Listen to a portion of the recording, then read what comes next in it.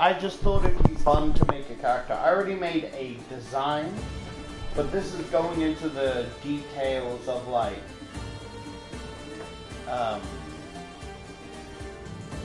you know, the details behind the character.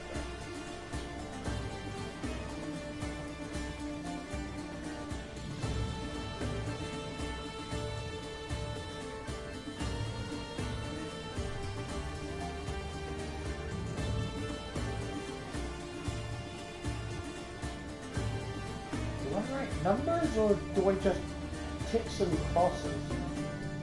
Okay, let me put on... Look, I'm going to be listening to a video, but I will be reading, right?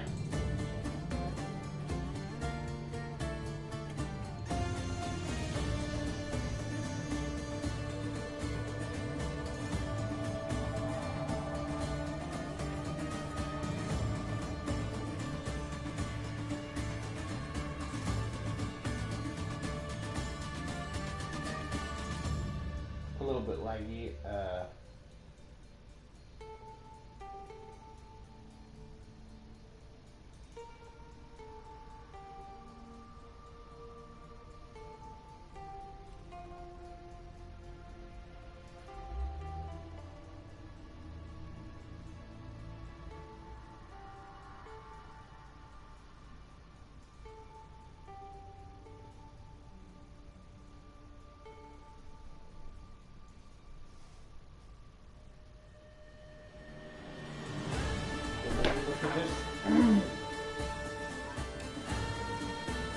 Features of traits, equipment, other proficiency in languages, spell casting, a lot of words. Fascinating. Fascinating.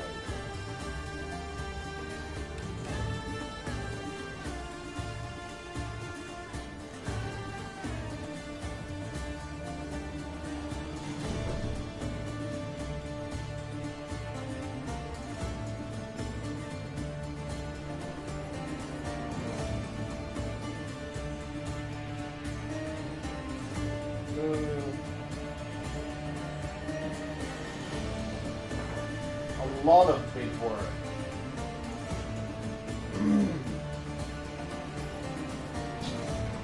Come in!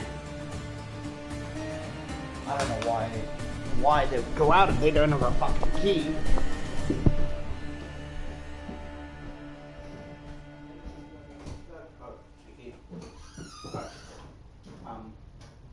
Sorry, just wait up. Hold on, my fingers in the plate.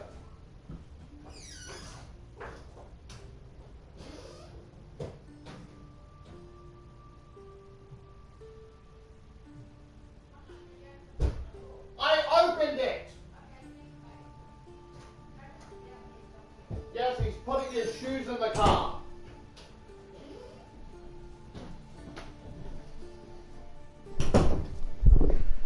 My bad.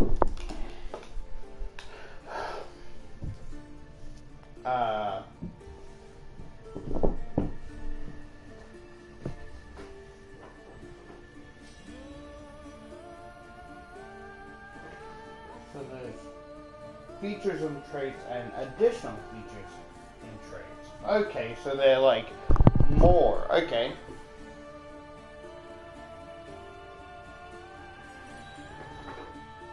Features and traits. What is character appearance? What is features and traits? I thought that's what you... Oh, that's words. Fuck, I'm not good with words. This is gonna be exhausting, but, you know, this may be a couple hours because, there's...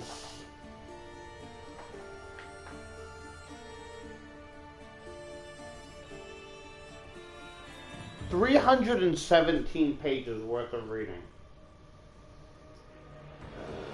A lot of words. Chapter 1, step-by-step characters. Chapter 2, races. Chapter 3, classes. Chapter 4, personality and background. Chapter 5, equipment. Chapter 5, customization options. Introductions. Chapter 7, using ability scores. Chapter 8, adventuring. Chapter 9, combat. Chapter chapter 10 spellcasting, chapter 11 spells, a bunch of extra stuff.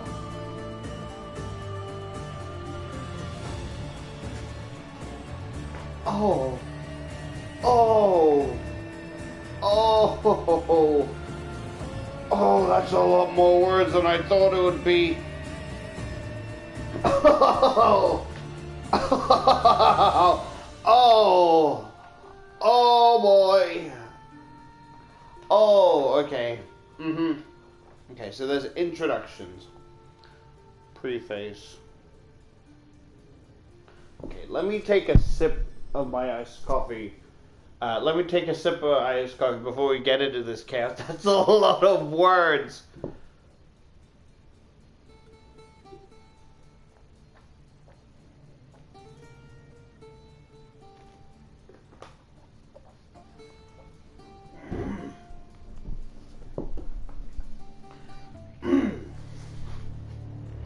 Once upon a time, long, long ago, in a realm called the Midwestern United States, specifically the state of Minnesota and Wisconsin, a group of friends gathered together to forever alter the history of gaming. It wasn't their intent to do so. They were tired of merely reading tales about worlds of magic, monsters, and adventure. They wanted to play in those worlds rather than observe them. They went on to invent Dungeons and Dragons, and thereby ignited a revolution in gaming that continues to this day. It speaks to two things. First, it speaks of their integrity and genius in figuring out that games were the perfect way to explore worlds that could not otherwise exist. Almost every modern game, whether played on a digital device or a tabletop, owes some debt to D&D. Second, it is a testament to the inherent appeal of the game they created. Dungeons & Dragons sparked a thriving global phenomenon. It is the first role-playing game, and it remains one of the best of its breed.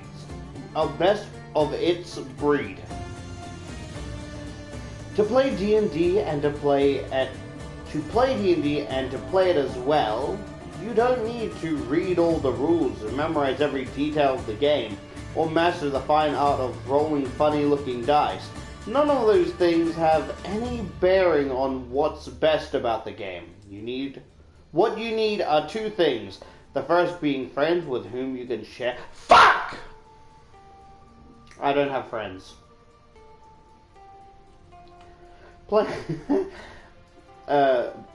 The first being friends with whom you can share the game. Playing games with your friends is a lot of fun. Pardon me. But D&D does something more than entertain. Playing D&D is an exercise in collaborative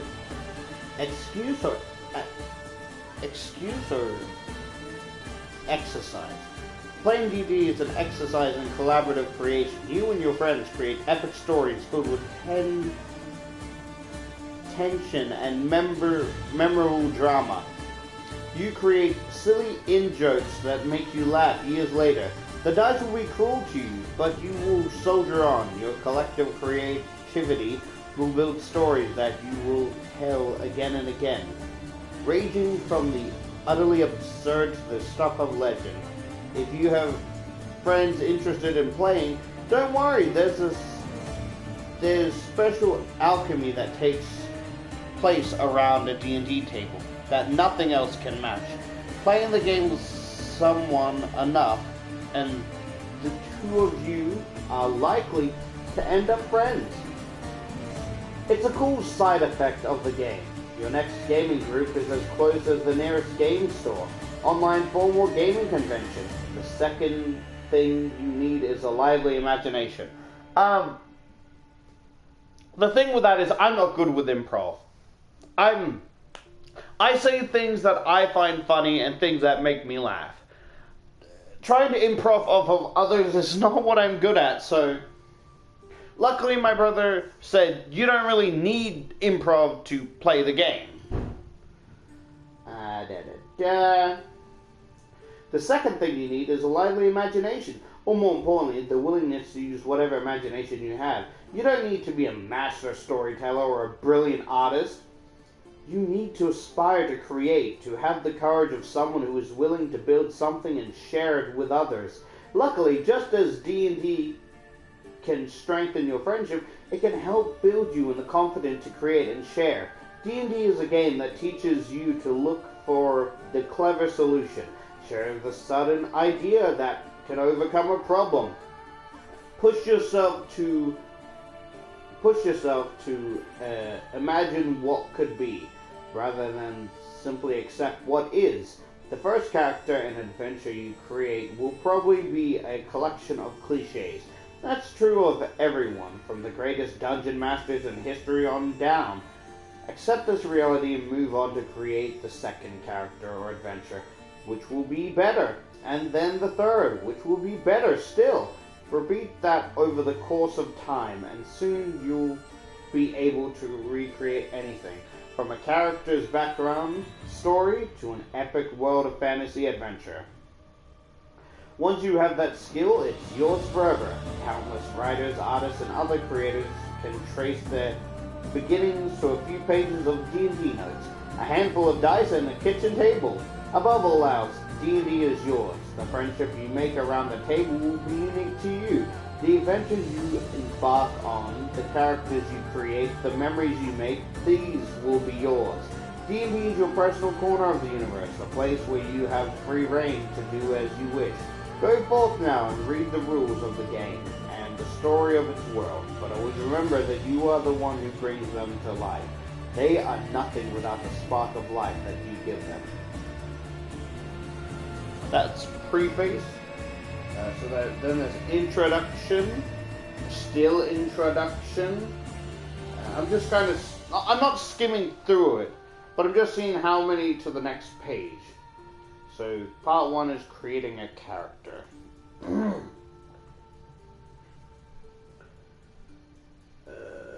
The Dungeons and Dragons role-playing game is about storytelling in worlds and swords and sorcery. It shares elements with childhood games of make-believe. Like these games, D&D is driven by imagination. It's about picturing the towering castle beneath the stormy night sky and imagine how the fantasy adventurer might react to the challenges that seem presence.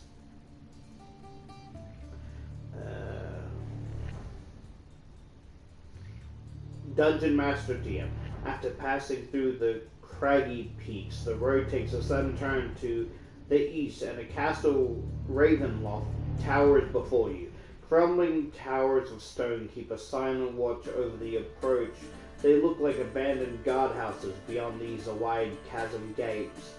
Disappearing into the deep fog below, a lowering drawbridge spans the chasm, leading to an arched entrance to the castle courtyard.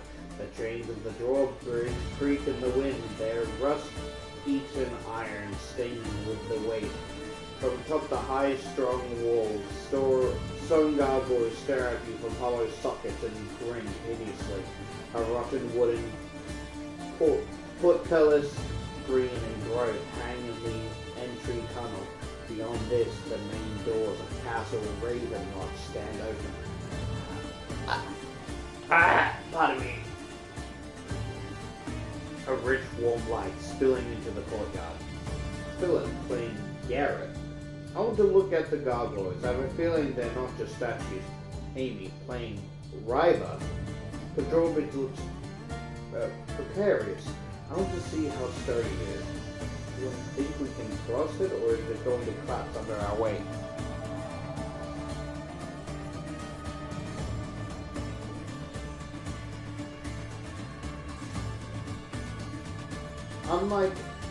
Unlike a game of make-believe, D&D gives structure to the stories, a way of determining the consequences of adventurers' actions.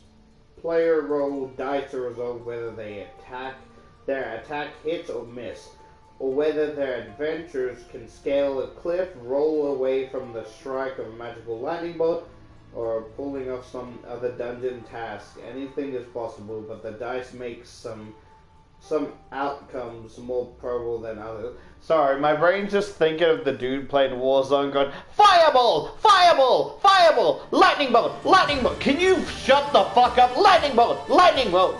Jesus Christ! Shut the fuck up! Lightning bolt! Fireball! I'm sorry, my brain's rather fucking petty.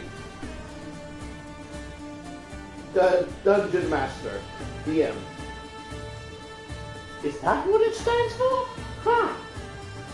I thought DM stands for direct message. Like, oh, I'm directly messaging you as what you can do type thing. Okay, one at a time. Philip, you're looking at the gargoyles. Yeah, is there any hint they might be creatures and not decorations? Make a intelligence check. Does my investigation skill apply? Sure. So, rolling a d20. 7. They look like decorations to you, Amy. Ryder is checking out the drawbridge. In Dungeons & Dragons game, each player creates an adventure, also called a character, and teams up with other adventurers, played by friends. Working together, the group might explore a dark dungeon, a ruined city, a haunted castle, a lost temple deep in the jungle, or a lava-filled cavern beneath a mysterious mountain. The adventurers can solve puzzles, talk with other characters, battle fantastic monsters, and discover fabulous magic items and other treasures. One player, however, takes on the role of the Dungeon Master, DM, the game's lead storyteller and referee. So basically God, okay.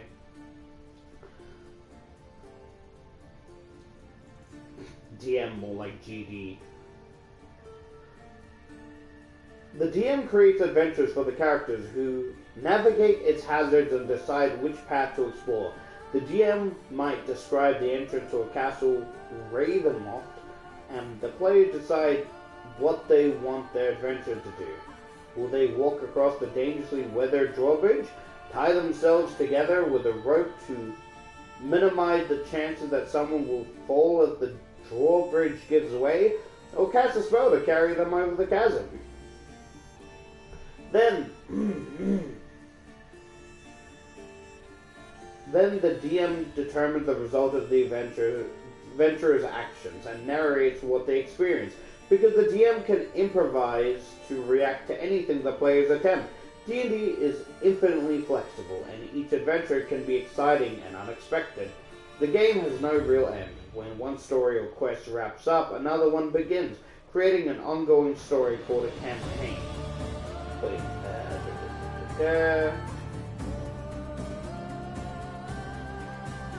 Many people who play the game keep their campaigns going for months or years, meeting with their friends every week or so to pick up the story where they left off.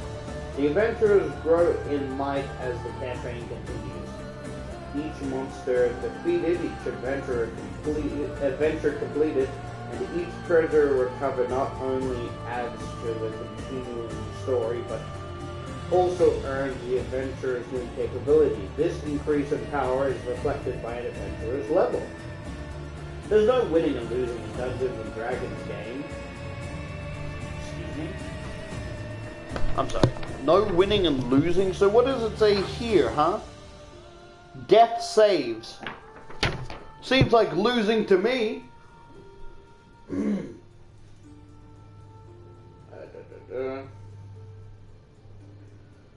At least not the way those terms are usually understood. Oh, okay, my bad then.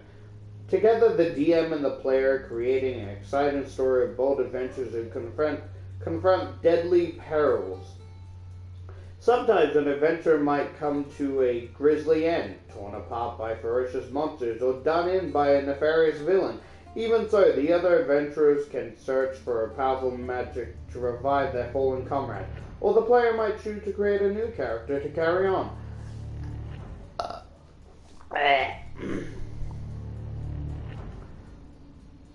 The group might fail to complete an adventure successfully, but if everyone had a good time and created a memorable story, they all win. I mean, I guess I can see that point of view. Worlds of Adventure. The many worlds of Dungeons & Dragons game are places of magic and monsters, of brave warriors and spectacular adventures. They begin with the foundation of medieval fantasy and then add the creatures, places, and magic that makes these worlds unique. The worlds of the Dungeons & Dragons games exist with a vast cosmos called the multiverse, connected in strange and mysterious ways to one another and to other planes of existence, such as elemental planes of fire and infinite depth of abyss within.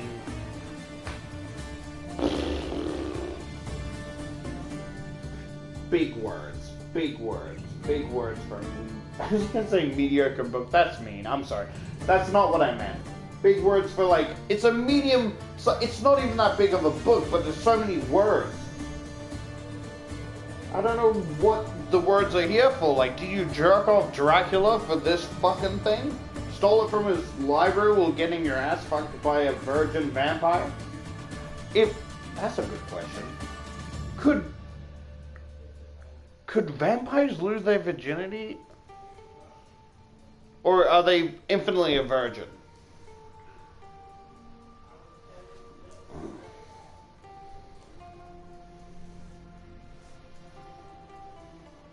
The multiverses are an endless variety of worlds. Many of them have been published as official settings for the D&D game. The Legends of the Forgotten Realms, Dragonlance, Greyhawk, Dark Sun, Mysteria, and Eberron settings are woven together in the fabric of the multiverse. I hate all the bad old words. It has the taste of an old book.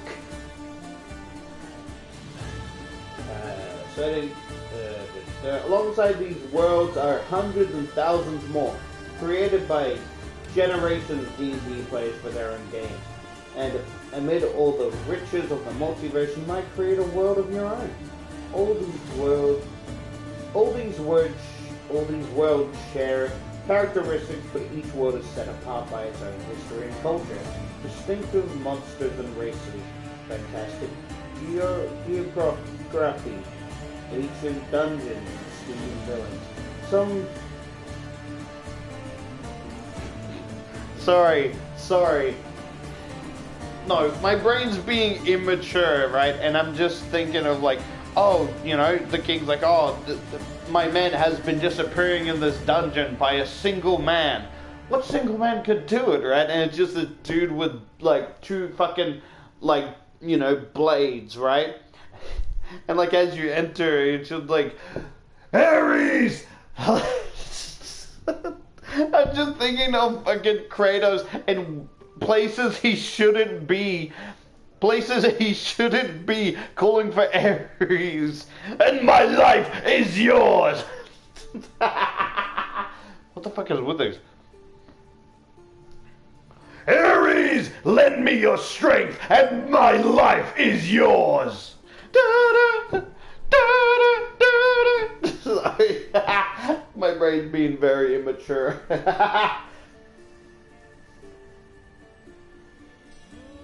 It's just this one dude in the middle of, like, it's this big empty cavern, and there's like a hole in the ceiling where it's shining down on him, where everything else is covered in darkness, but you can smell the scent of blood and decay.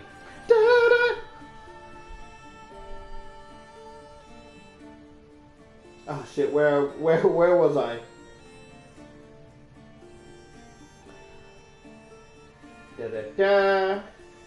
Distinctive monster race, dungeons, scheming villains. Some races have unusual traits and different. I don't know what is wrong. I got a burp, but like it's like the tiny burp that comes up in bits.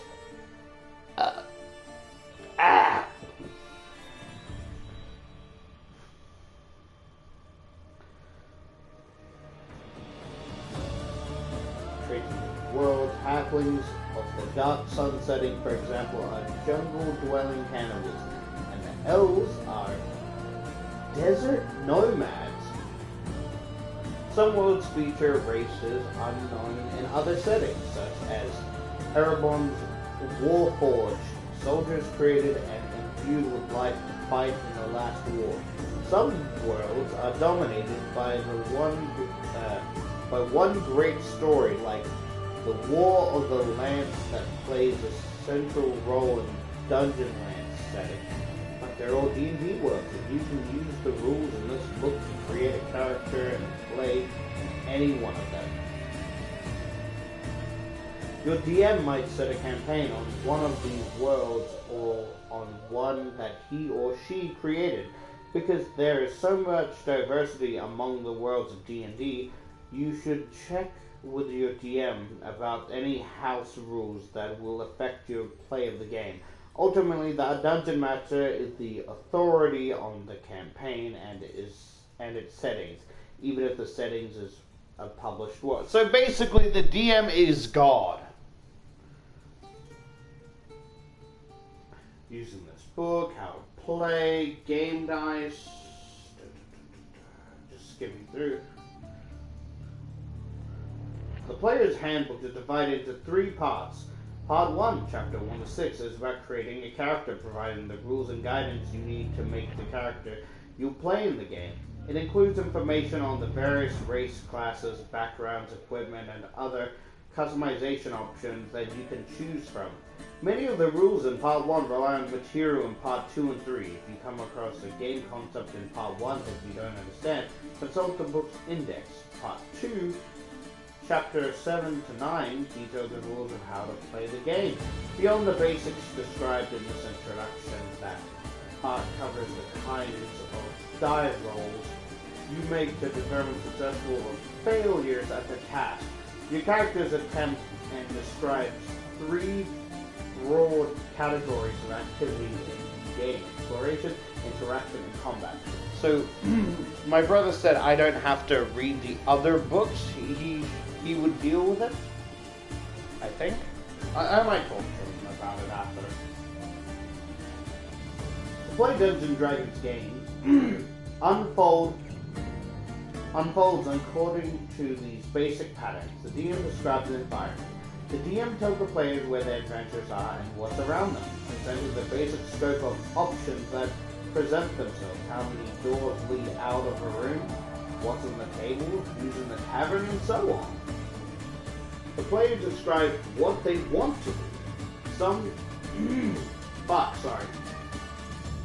Sometimes one player speaks for the whole party, saying, "We'll take the east door," for example. Other times, different adventurers do different things. One adventurer might search a treasure chest, while a second examines a historic symbol engraved on the wall, and third keeps watch for monsters. The players don't need to take turns, but the DM listens to every player and decides how to resolve these actions. Sometimes resolving a task is easy if an adventurer wants to walk across a room and open a door. The DM might just say that the door opens and describes what lies beyond. But the door might be locked, the floor might hide a deadly trap, or some other circumstances that make it challenging for an adventurer to complete a task in those cases. The DM decides what happens, often relying on the roll of the die to determine the result of an action. The DM narrates the results of the adventurer's action. Describing the results often leads to another decision point, which brings the flow of the game right back to step 1. This pattern holds whether the adventurers are cautiously exploring a room according to a devious prince, or locked in a mortal combat against a mighty dragon. In certain situations, particularly combat, the action is more structured and the players and DM do not take turns choosing and resolving actions, but most of the time, play is fluid and flexible, adapting to the circumstances of the adventure. Often the actions of the adventurer takes place in the imagination of the players and DM. Relying on the DM's verbal description to set a scene, some DMs like to use music, art, or recording sound effects to help set the mood. and many players and the DM alike adopt different voices for the various adventurers, monsters, and other characters they play in the game. Sometimes the DM might lay out a map and use tokens or a miniature figure to represent each creature involved in the scenario to help players keep track of where everyone is.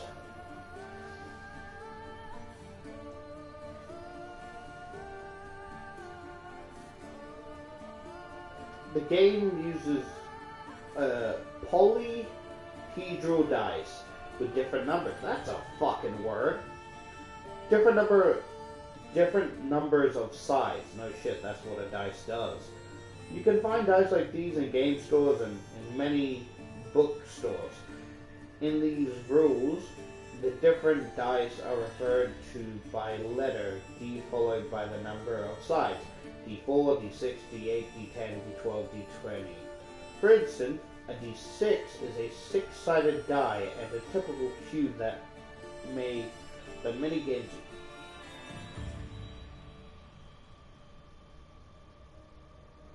Yeah, so I was thinking like six-sided, that's a normal dice, right?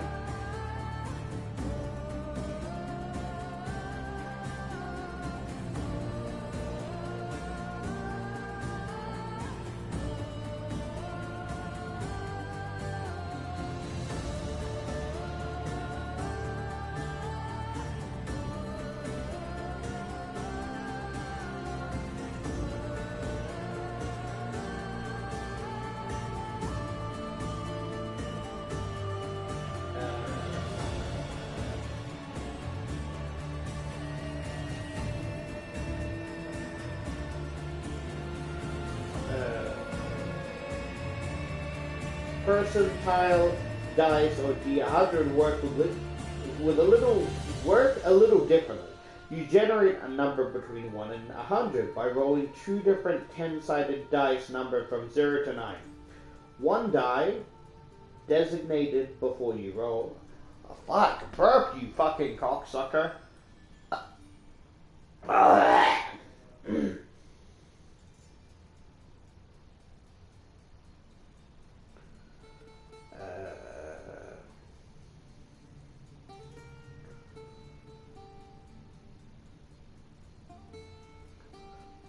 The 10th digit.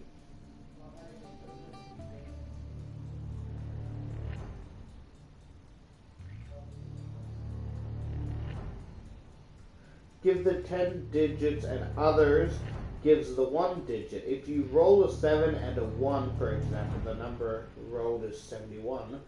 Two zeros represent 100. Some 10-sided die are numbered in tens, 0, 0, 10, 20, and so on, making it easier to distinguish the 10 digits from the 1 digit, and this is case. A roll of 70 and 1 and 71 and 0, 0 and 0 is 100. My brain completely shut up for a second. I was listening to the video.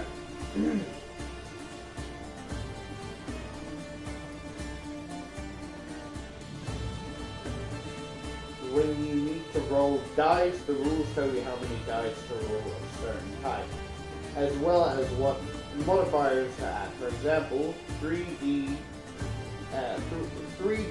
8 plus 5 means you roll 3 8-sided dice. Add them together and add 5 to the total. Just wait.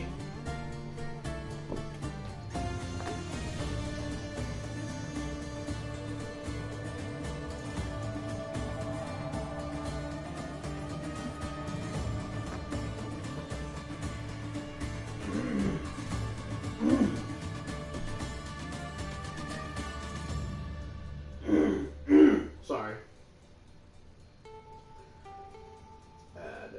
The same D nota ion appears in the expression 1d3 and 1d2.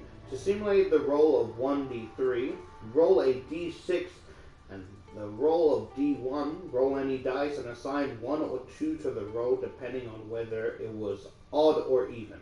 Alternatively, the number rolled is more than half the number of the side of the die. It's a 2. What the fuck are those types of dice?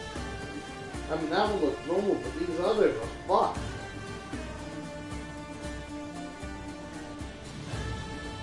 That's a square, that's a diamond, that's a soccer ball, and that's the vision of the old gods.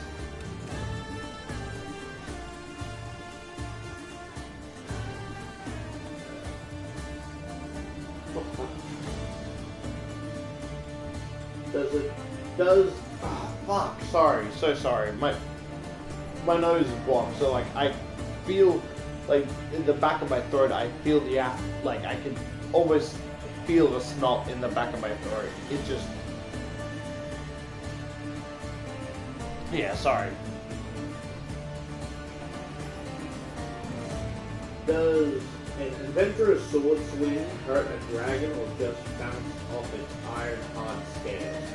Will an ogre believe in outrageous bluff? Can a character swim across a raging river? Can a character avoid the main blast of a fireball? Or does he or she take full damage from the blaze? In case where the outcome of an action is uncertain, the Dungeons & Dragons games rely on the roll of 20-sided die, a D-die. To determine success or failure, every character and monster in the game has a capability defined by 6 ability scores.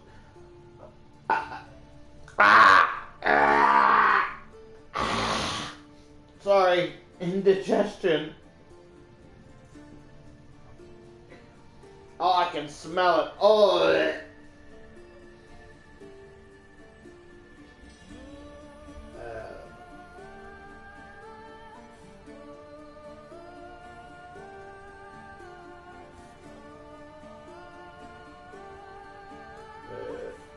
In case where the outcome of an action is uncertain, the Dungeons & Dragons game rely on a roll of 20-sided die, a D-die determined. Yeah.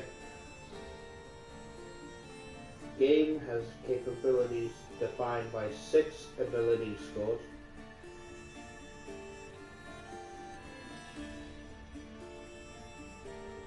The abilities are Strength, Dexterity, Constitution, Intelligence, Wisdom, and Charisma, and they typically range from 3 to 18 for most adventurers. Monsters might have score as low as 1 or as high as 30. These ability scores and the ability modifiers derive from the basis for almost every D20 roll that the player makes on a character or monster's behalf.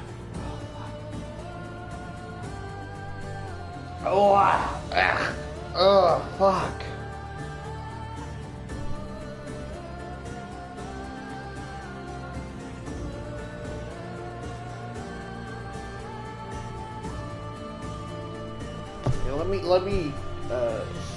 Let me try and get a cup of tea. Like, I'm not doing well.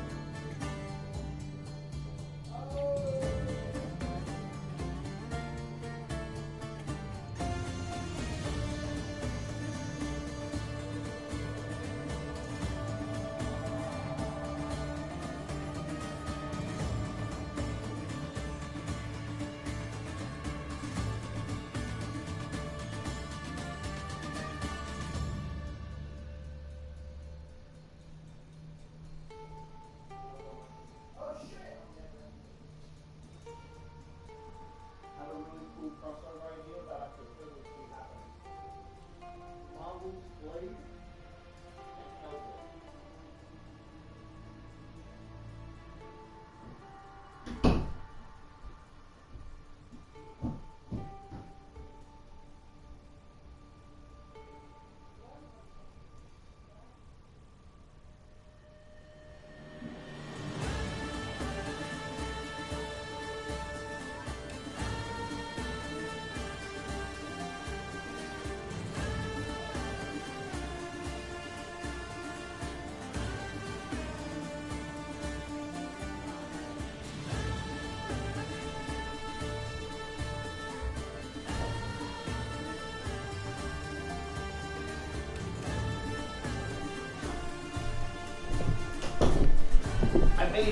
I asked my mother if she could make me a cup of tea because my tummy hurting.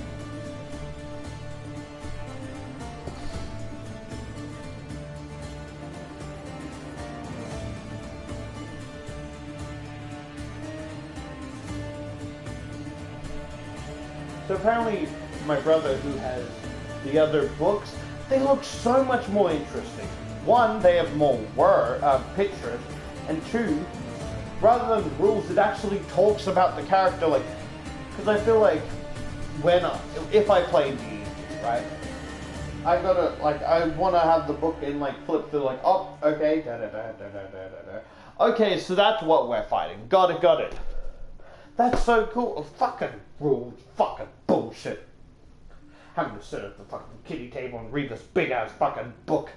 Fucking forbidden Harry Potter ass fucking book.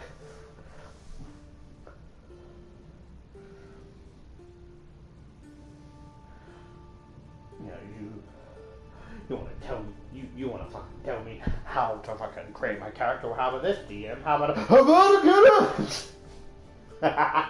Sorry.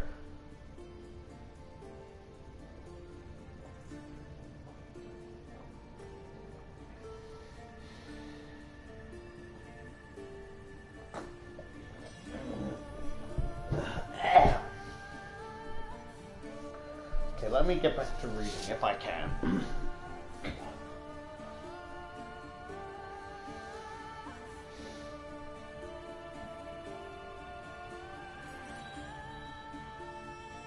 Okay, so ability score.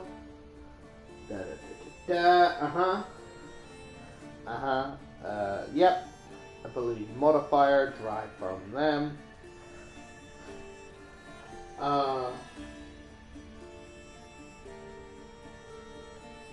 A basis for almost every D20 roll that a player makes on a character or monster's behalf. Ability checks, attack rolls, and save. Shut the fuck up! Sorry, ad.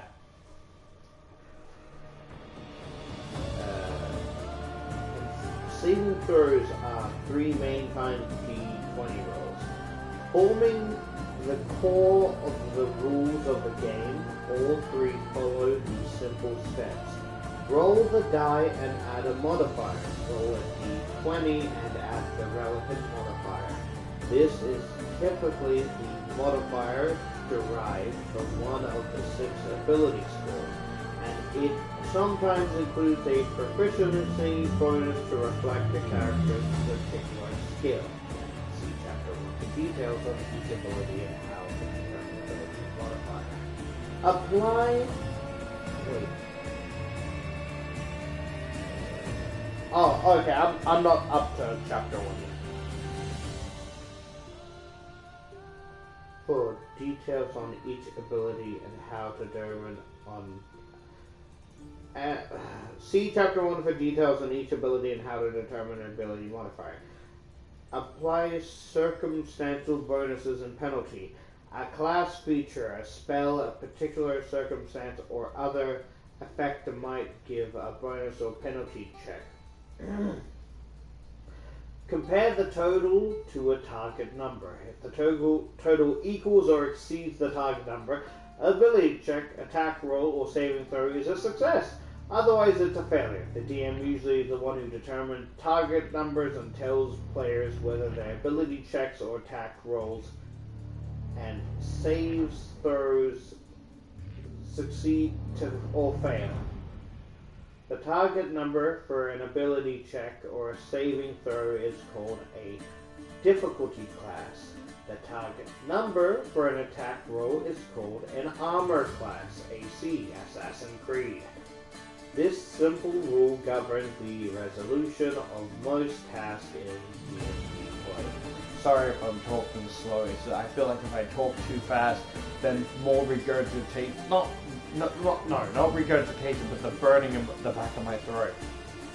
I'm trying to be as calm as possible while reading this so I can get through it and not get overexcited and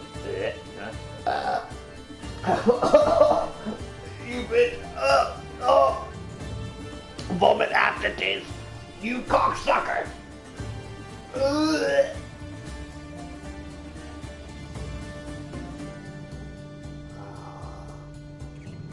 This simple rule governs the resolution of most tasks in D&D play. Chapter 7, Using Ability Scores, provides more detailed rules on using the D&D D20 in the game.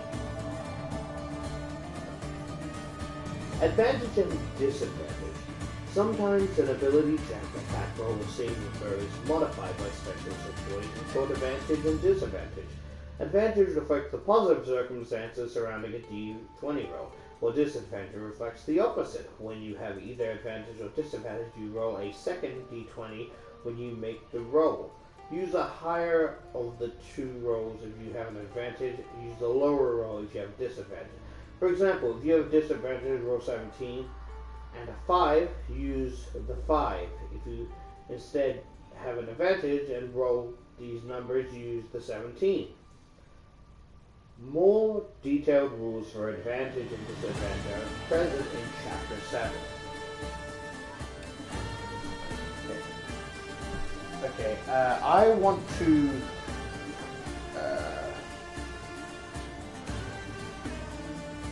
let me get up to Chapter 6. I won't read Chapter 6 yet. Let me just go to read Chapter 5, get to Chapter 6, and then we can make it like a two-parter, right? That's at least what I want to do. Specific beats generally. The book contains rules, especially in parts 2 and 3, that govern how the game plays. That said,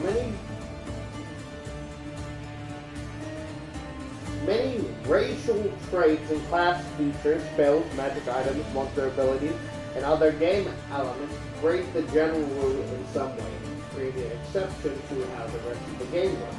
Remember this, if a specific rule contradicts a general rule, the specific rule wins. Exceptions to the rule are often minor. For instance, many adventurers don't have a proficiency with low bows, but every wood elf does because of a racial trait. That trait creates a minor exception in the game. Other examples of rule breaking are more conspicuous. For instance, an adventurer can't normally pass through walls, but some spells make that possible. Magic accounts for most of the major exception to the rule. Round down. There's one more general rule you need to know at the outset. Whenever you divide a number in the game, round down if you end up with a fraction, even if the fraction is 1/2 or greater. I gotta do math now? What the fuck?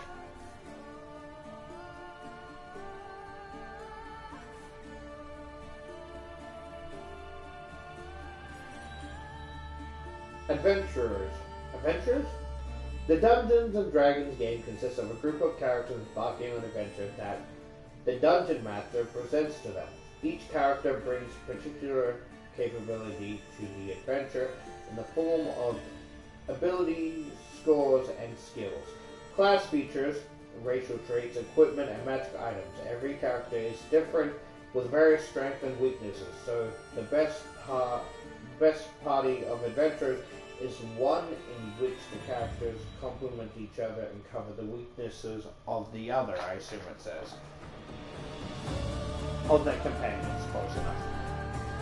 I had another D&D idea which seems kind of exhausting to do, where it's like, so a character that plays as a trickster, right?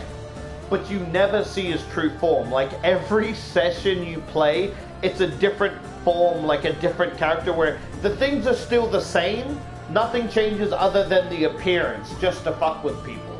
And no one knows what he truly looks like.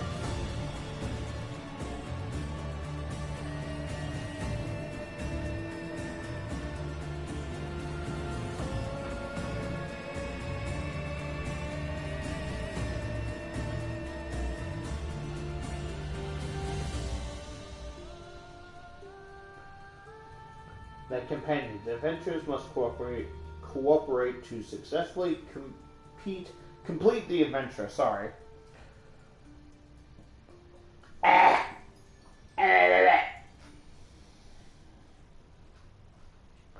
The adventure is the heart of the game. A story with a beginning, middle, and an end. An adventure might be created by the dungeon master or purchased off the shelf, tweaked and modified to suit the DM's needs and desire. In either case, an adventure features a fantastic setting, whether it's an underground dungeon or a crumbling castle. A stretch of wildness. What the fuck is this? Okay, let me pick a different video.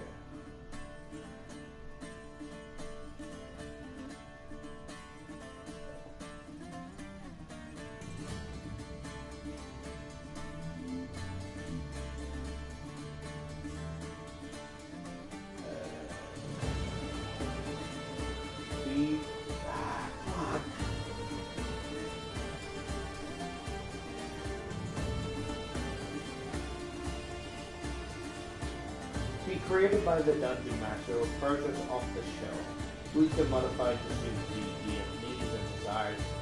In either case, an adventure features a fantastic setting, whether it's an underground dungeon, a crumbling castle, a stretch of wildness, or a bustling city. It features a rich cast of characters. The adventure is created and played by the other characters at the table, as well as a non-player character, NPC. Those characters might be patrons, allies, enemies, hirelings, or just background extras in an adventure. Ah, fuck.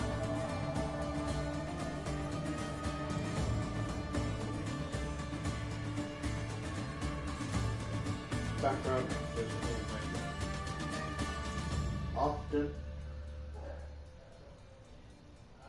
Often one of the NPCs is a villain whose agenda drives much of the adventure's actions.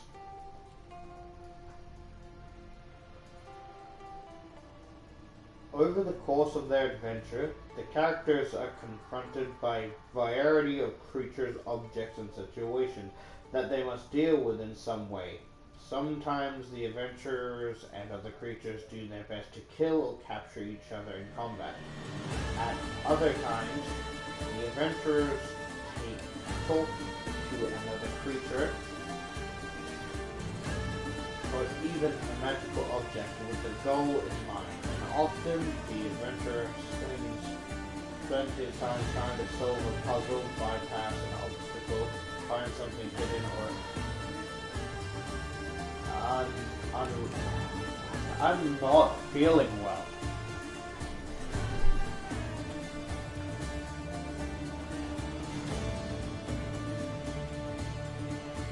Ah, fuck, I lost the place I was reading. Like, there's no gaps to say, okay, you were here. This was the last word you read.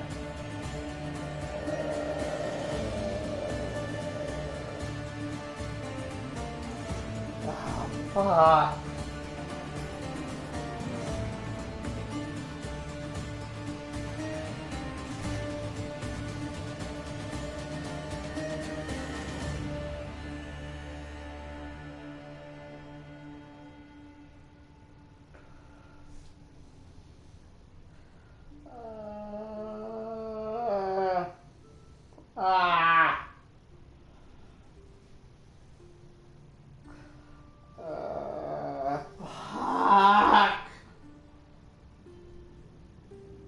I'm gonna lose it. I'm gonna lose it. I'm gonna lose it. At times, the adventurers talk to another creature, or even a magical object, with the golden mine, and often the adventurers spend their time trying to solve a puzzle, bypass an obstacle, find something hidden, or unravel the current situation. Meanwhile, the adventurers explore the world, making decisions about which way to travel and what they'll try to do next.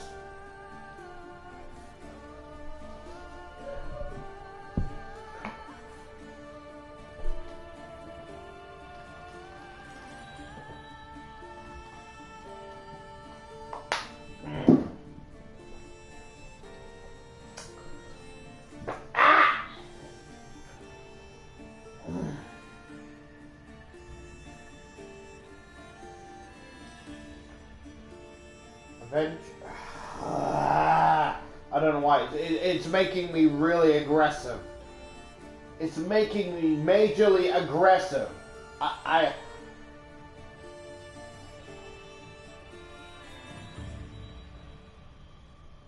Adventures vary in length and complexity. A short adventure might present only a few challenges, and it might take no more than a single game session to complete.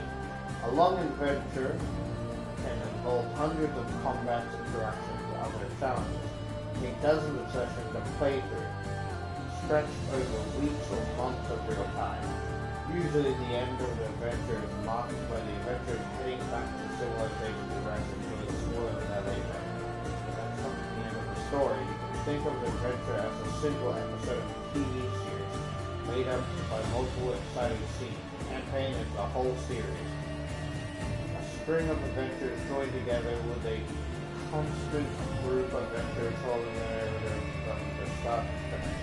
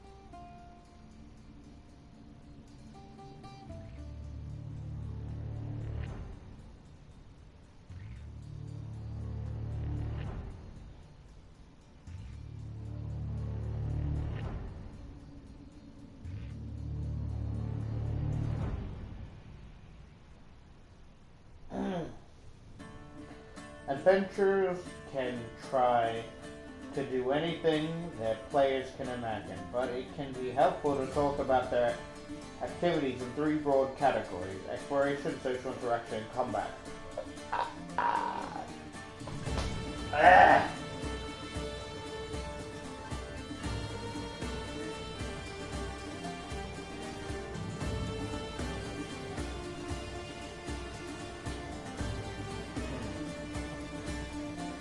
Exploration includes both adventure movement through the world and their interaction with objects and situations that require their attention. Exploration is the give and take of the players describing what they want their characters to do, and the dungeon master telling the players what happens as a result. On a large scale, that might involve the characters spending a day crossing a rolling plain or an hour making their way through caverns underground. On the smallest scale, it could mean one character pulling a lever in the dungeon room to see what happens. Social interaction. Features the adventurers talking to someone or something else. It might mean demanding that the captured scout reveal the secret entrance to the goblin lair, getting informed from a rescued prisoner, pleading for mercy from an orc chieftain, or persuading a talkative magic mirror to show a distant location to the adventurers. The rules in Part 2, especially Chapter 7 and 8, support exploration and social interaction, as do many other class features and personality traits in Part 1. Ah!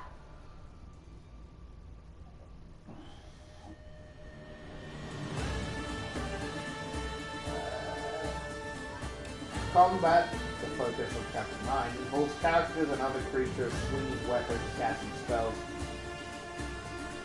maneuvering for position, and so on, all in the effort to defeat their opponent. Oh, fuck!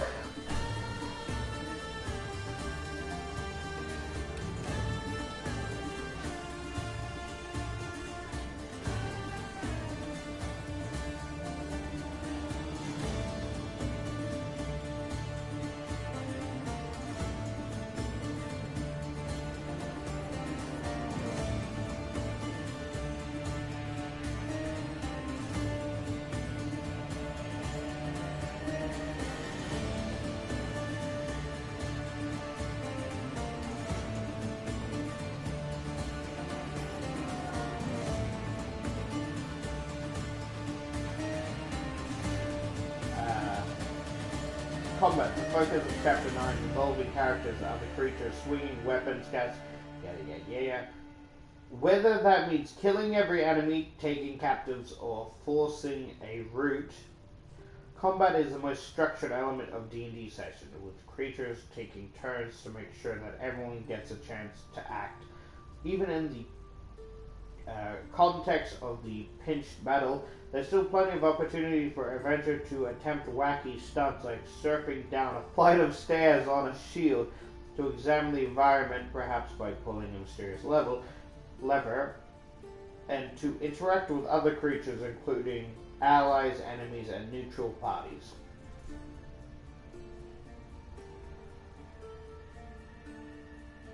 The wonders of magic. Few D&D adventures end without something magical happening. Whether helpful or harmful, magic appears frequently in the life of an adventurer. In the focus of Part 3, in the world of Dungeons & Dragons, practitioners of magic are rare.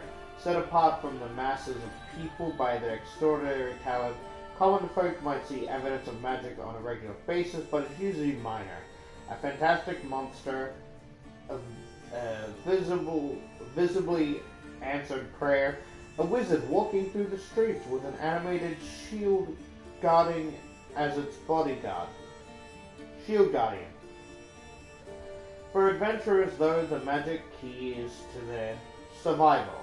Without the healing magic of clerics and paladins, adventurers would quickly succumb to their wounds. Without the uplifting magical support of bards and clerics, warriors might be overwhelmed by powerful foes. Without the sheer magical power of versatility of wizards and druids, every threat would be magnified tenfold. Magic is also a favorite tool of villains. Many adventurers are driven by the machinations of spellcasters, who are hell-bent on using magic for some ill end. A cult leader seeks to awaken a god who slumbers beneath the sea. A hag cannot use to magically drain them of their vigor. A mad wizard labors to invest an army of automations with a facsimile of life. A dragon begins the mystical ritual to rise up as a god of destruction. These are just a few of the magical threats that adventurers might face. With magic of their own, in the form of spells and magic items, the adventurers might prevail.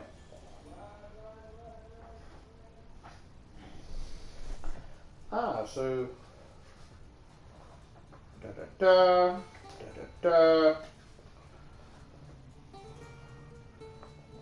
So there's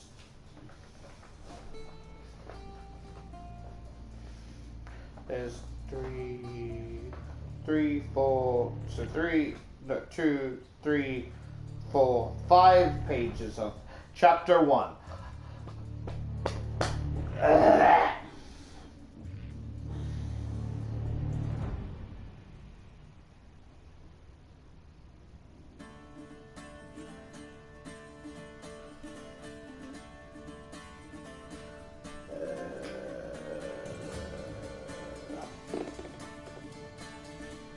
I still don't understand.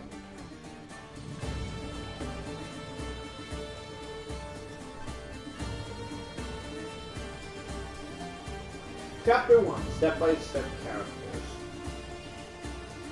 Your first step in playing an adventurer in the Dungeons & Dragons game is to imagine and create a character of your own. Your character is a combination of game statistics, role-playing hooks, and your imagination. You choose a race, such as human or halfling, a class, such as a fighter or wizard. You also invent the personality, appearance, and backgrounds. Do I do that? When do I? Okay, BRB.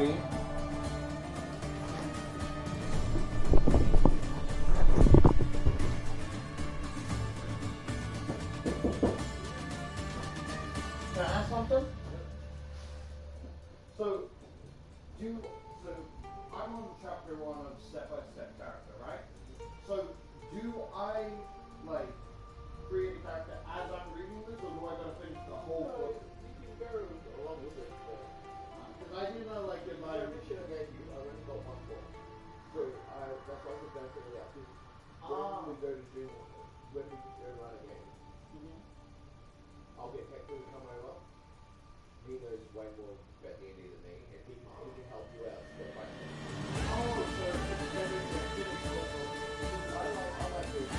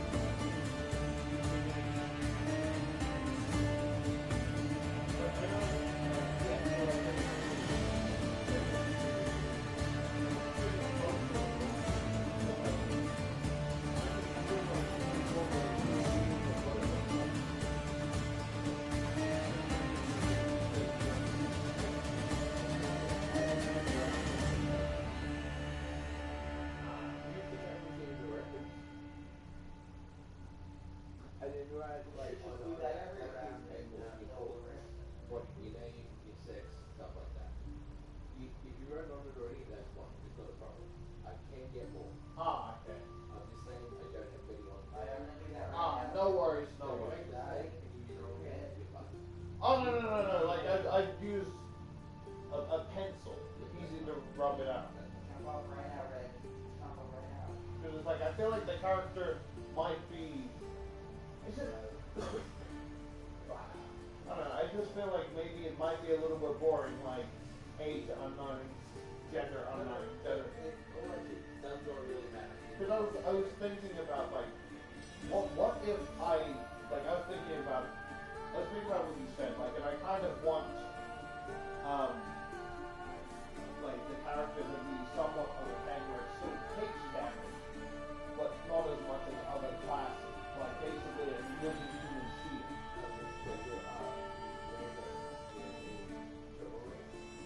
A what?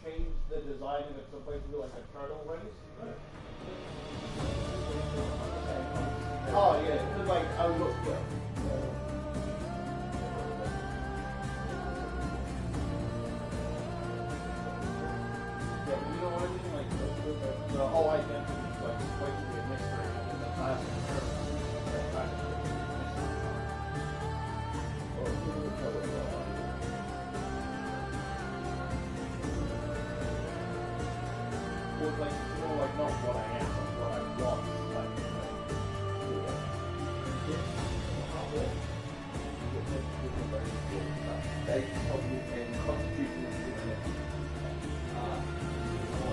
But I don't actually have to be a half orc in mine. Well, yeah, you do. Like you can change your appearance to whatever you want. It's all fancy. Oh, that's confusing. Yes, ma'am.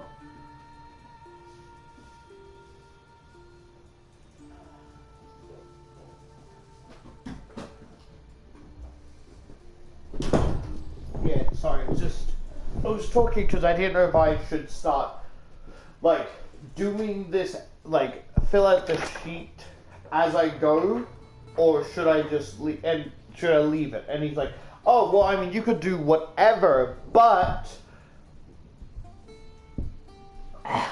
like, yeah, he's like, it's recommended that, oh, my friend knows more about D&D, so, like, more just, like, have a empty piece of paper.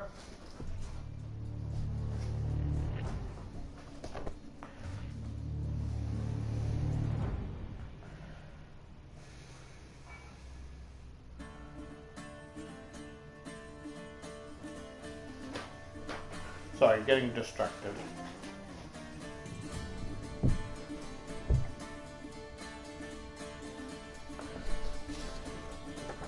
I want to draw my little teeth, but the picture's so small.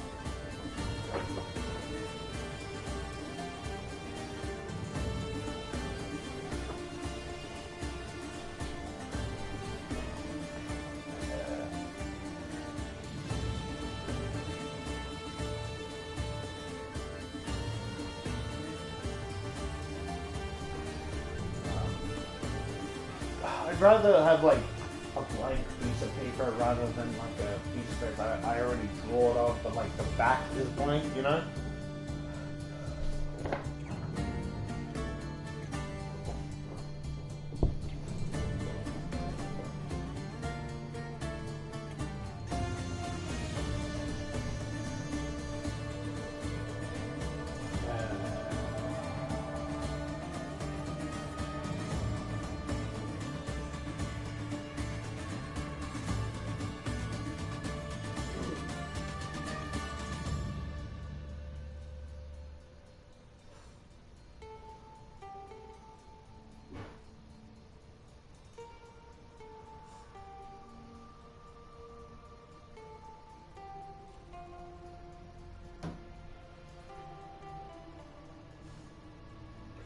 You also invent the personality, appearance, and backstory of your character. Once completed, your character serves as your representative in the game. Your avatar in the Dungeons and Dragons world. Before you dive into step 1 below, think about the kind of adventure you want to play. You might be a courageous fighter, a skulking rogue, a fervent cleric, or a flamboyant wizard. Or you might be more interested in the unconventional characters, such as a brawny rogue who likes hand-to-hand combat, or a sharpshooter who picks off enemies from afar. Do you like fantasy fiction featuring dwarves or elves? Try building a character of one of those races. Try building a character of one of those races. Do you want your character to be the toughest adventurer at the table? Consider a class like Barbarian or Paladin.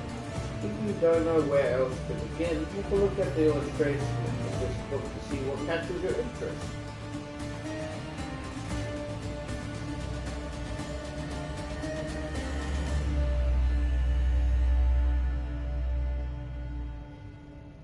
What?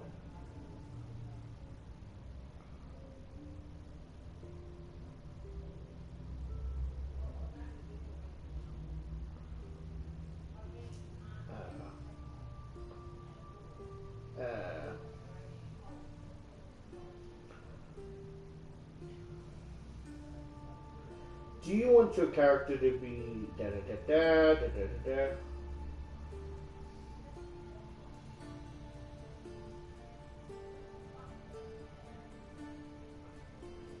Once you have a character in mind, follow these steps in order to make decisions that reflect the characters you want.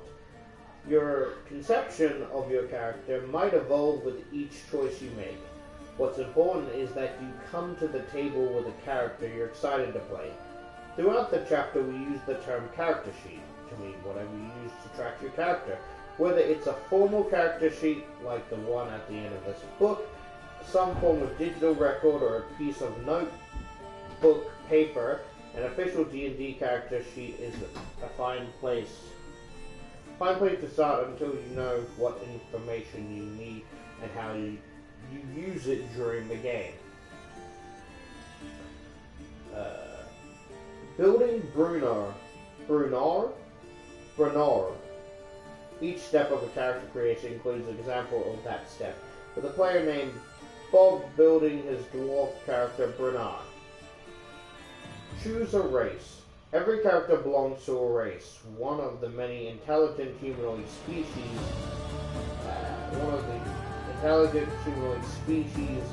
in the D&D world. The most common player character races are dwarves, elves, halflings, and humans. Some races also have sub-races such as mountain dwarves or wood elves. Chapter 2 provides more information about these races, as well as less widespread races of dragonborn, gnomes, half-elves, half-orcs, tieflings. The race you choose contributes to your character's identity in an important way by establishing a general appearance and natural.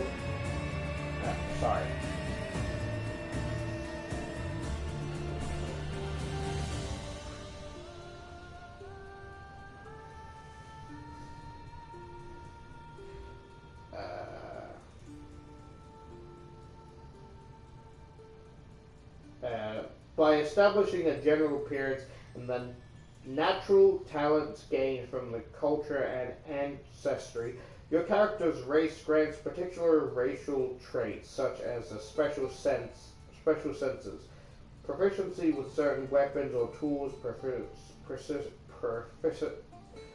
proficiency in one or more skills, or the ability to use minor spells. These traits sometimes dovetail with the capabilities of certain classes. See step 2.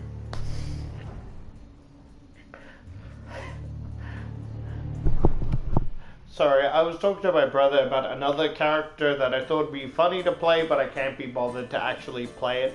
And it's just a haunted, basically, the only character trait, it's a haunted, like suit of armor, right? With no one inside. But the catch is that this suit of armor genuinely believes that he is the original William Shakespeare. For no reason.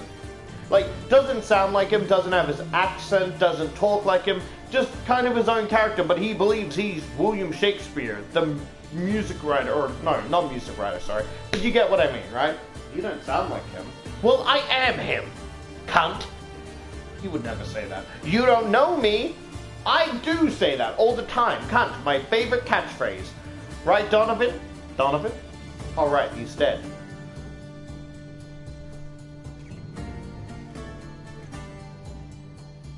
But, like, is unaware that he's a haunted, like, you know, armor pieces. So he's like, what is that fucking, like, what is that noise? It's distracting. Clank, clank, clank, clank. Don't point your finger at me. Like, he genuinely thinks he's not, like, a haunted piece of armor. Like, that's killing me. I'm gonna go insane. What is that? Clank, clank, clank. Every time he walks.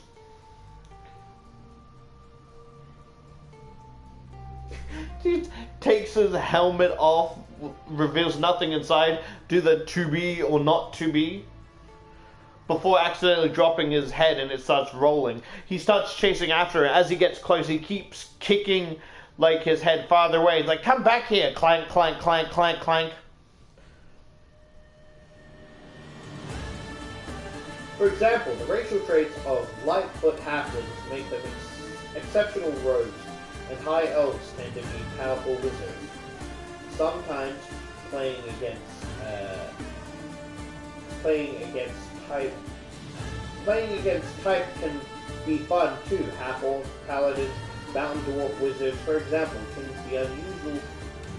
can be unusual but memorable characters. Your race also increases one or more of your abilities to score, which you determine in step 3. Now these increase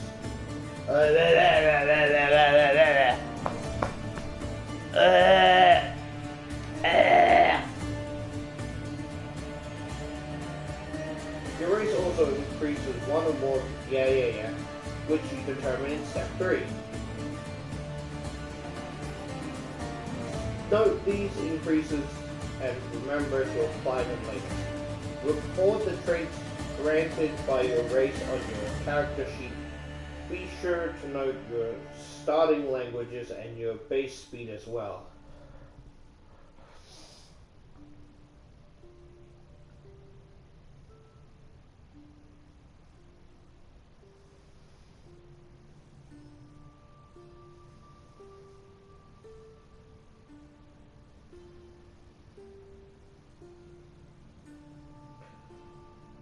Building Brewer Step 1.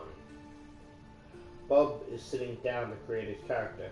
He decides that a gruff mountain dwarf fits his character he wants to play. He notes all the racial traits of dwarves on his character sheet, including his speed of 25 feet and the language he knows, Common and Dwarvish. Choose a class. Every adventurer is a member of a class. A class broadly describes a character's vocation, what special talents he or she possesses, and the tactics he or she is most likely to employ when exploring a dungeon, fighting monsters, or engaging in a tense negotiation. The character classes are described in Chapter 3, Classes. Your character receives a number of benefits from your choice of class. Many of these benefits are class features, capability, including spell casting, that set your character apart from members of the other classes. You also gain a number of proficiency, armor, weapons, skills, save throws, and sometimes tools. Your proficiency defines many of the things your character can do particularly well, from using certain weapons to tell a convincing lie, on your character sheet, record all features that your class gives you at the first level. I had another idea for a character, right, which it's more of a antagonist with a very sad backstory, right? So, like, I imagine, basically, a character that comes along and helps you that can travel through time, right? But the thing is, he helps you and you don't know why or what he wants, and it turns out that he is actually your party member, right? But the thing is, at the moment, you meet him, he was in another timeline where he was supposed to die, or his other team or party member died and got killed. So he went back in time to try and prevent that exact situation. But because he went back in time to a point that he shouldn't have, it's basically only a couple minutes, but because he was supposed to die there with the rest, he goes back in time to prevent it, and because of this kind of makes a paradox where that exact situation doesn't come to be, but because he was supposed to die in the first timeline, no one knows who, the second timeline group doesn't know who this party member is. Even though they were friends a couple minutes ago, they're a complete stranger and they're treating him like a threat, right? And it's so every time he goes back, so he helps people, but every time he goes back in time, he helps a different timeline to try and set them on the right path so they don't die, right? So it could be in the future, right? And he goes back a little bit, and that's a separate timeline where they don't know him, and he has to go through this thing. So he kind of just pretends to be a stranger wanting to help his friends defeat the big thing, you know, knowing that he can't go back to his life before. Where it's not like a player, but like an antagonist, right? So that he helps and watches over you. But he doesn't stay too long because he doesn't want to get attached. Where the timeline he leaves, they'll have memories when he helped, but still like kind of like acquaintance type thing. Like, oh, that's a funny lad, you know? But because you've already been friends with him in his timeline, you bond really quickly and he can't stay still, otherwise he's just gonna get hurt when you end up dying again. And I think that's very fucking sad.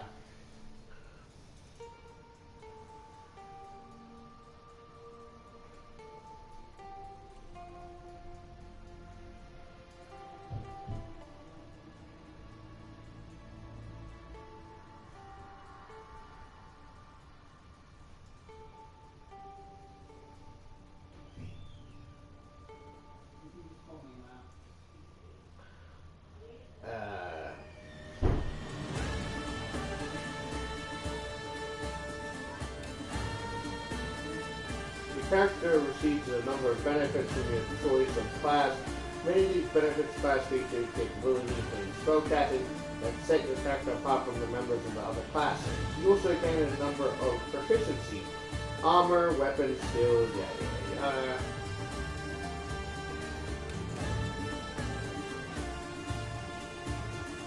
Your proficiency defines many of the things your character can do particularly well, using certain weapons to telling a particular lie. On your character sheet, record all the features that your class gives you at first level. Typically, a character starts at level 1 and advances in level by adventuring and gaining experience points XP. A first level character is inexperienced in the adventuring world. Although he or she might have been a soldier or a pirate and done dangerous things before, starting off at first level marks your character's entry into the adventuring life. You're already familiar with the games, or if you are joining an existing D&D campaign, your DM might decide to have to begin at a higher level on the assumption that your character has already survived a few harrowing adventures.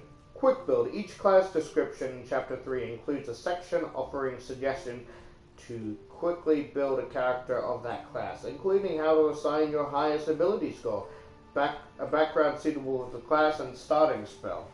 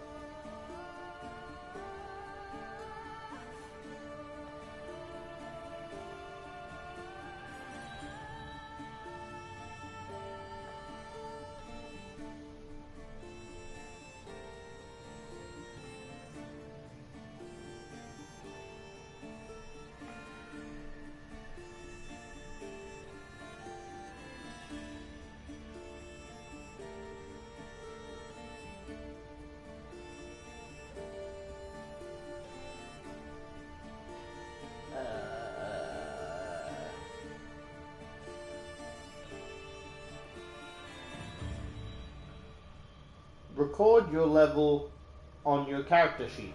If you're starting at a higher level, record the additional elements your class gives you for your level passed first.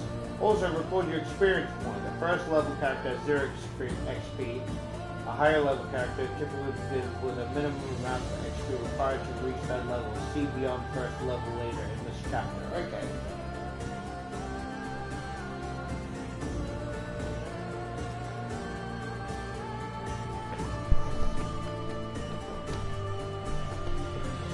Such a tiny picture. How am I supposed to draw in that? There's so much words.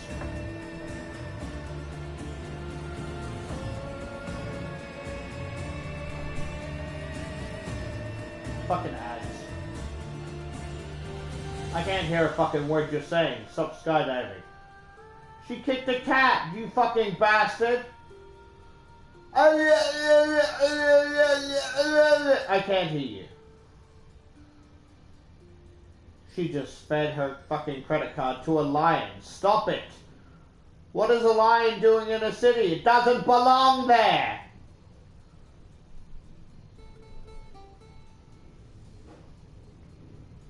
I don't care about the day in the life of a University of Chicago student. I want my Reddit stories.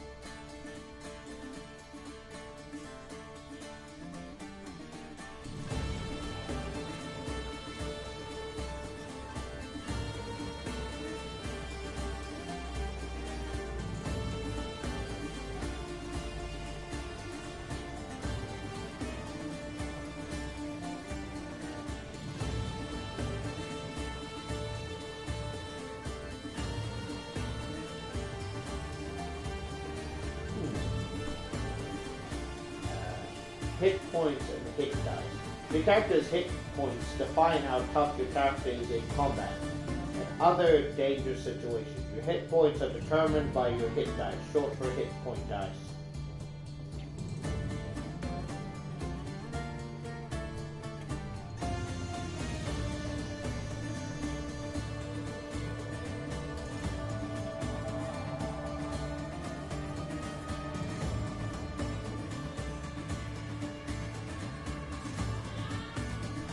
Coming!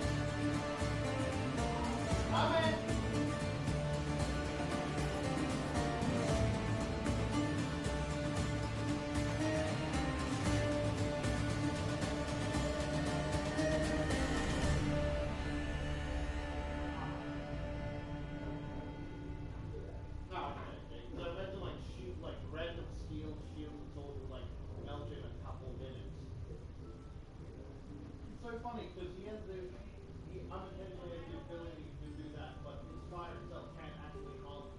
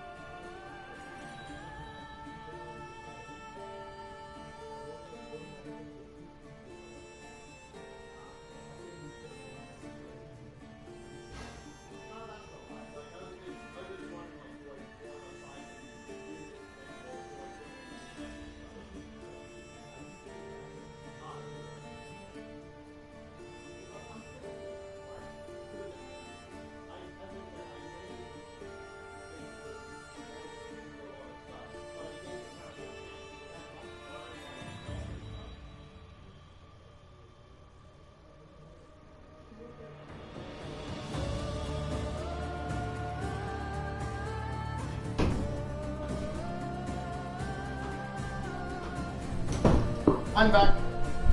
Mama made me a cup of tea.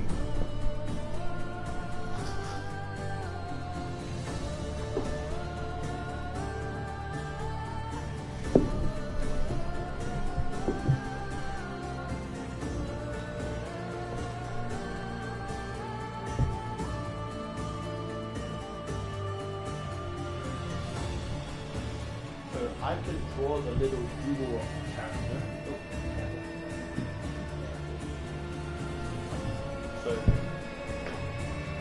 So basically, you said just draw the character, none of the accessories.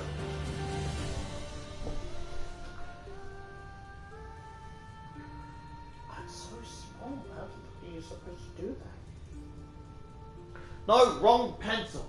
I don't want that pencil. As much as it is good for drawing, it is horrible for erasing.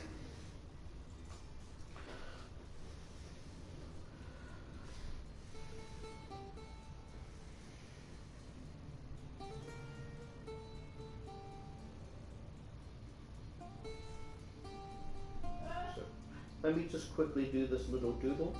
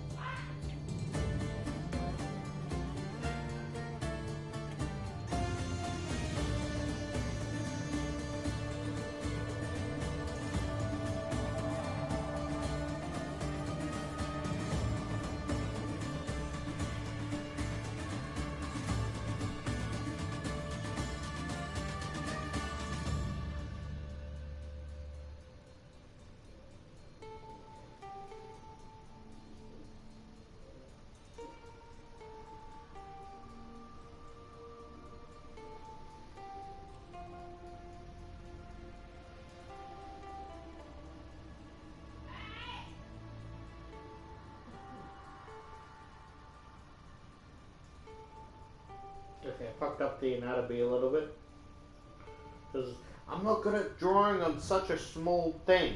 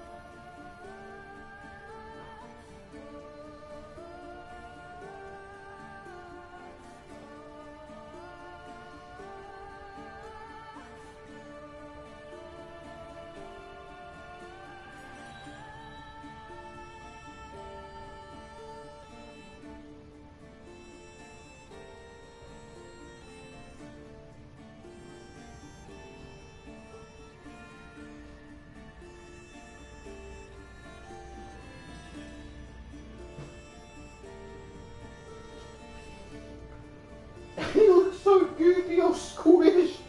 Oh, I'm so sorry. I'm so sorry, little one.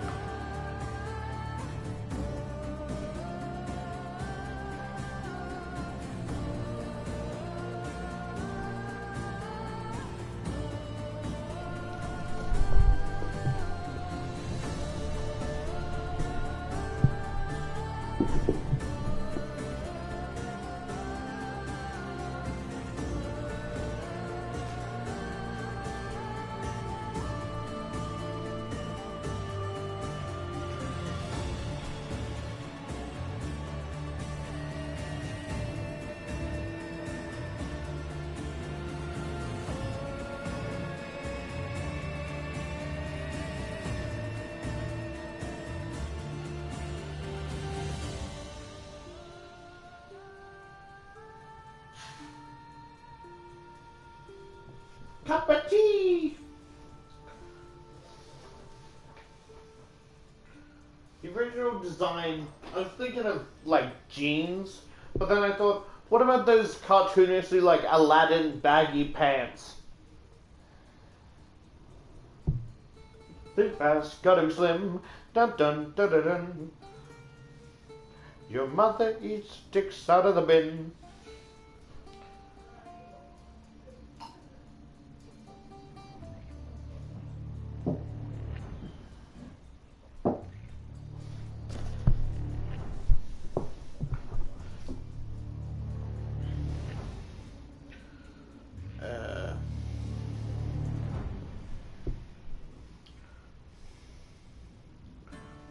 Measures.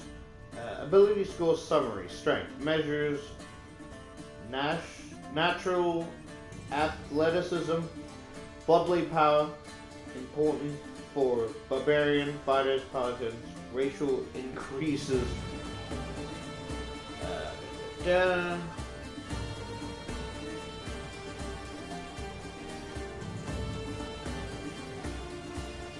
Physical agility, reflexes, balance, pose, important for monks, rangers, rogues, that's dexterity. Yeah, this is going over my head.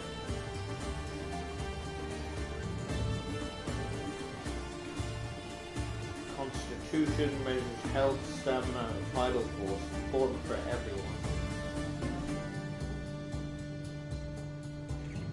Intelligence measures mental acuity, information recall, analytical skills, important for wizards only. Wisdom measures awareness, intuition, insight, important for cleric and jury. Charisma measures confidence, equalence, leadership for bard, sorcerer, warlock.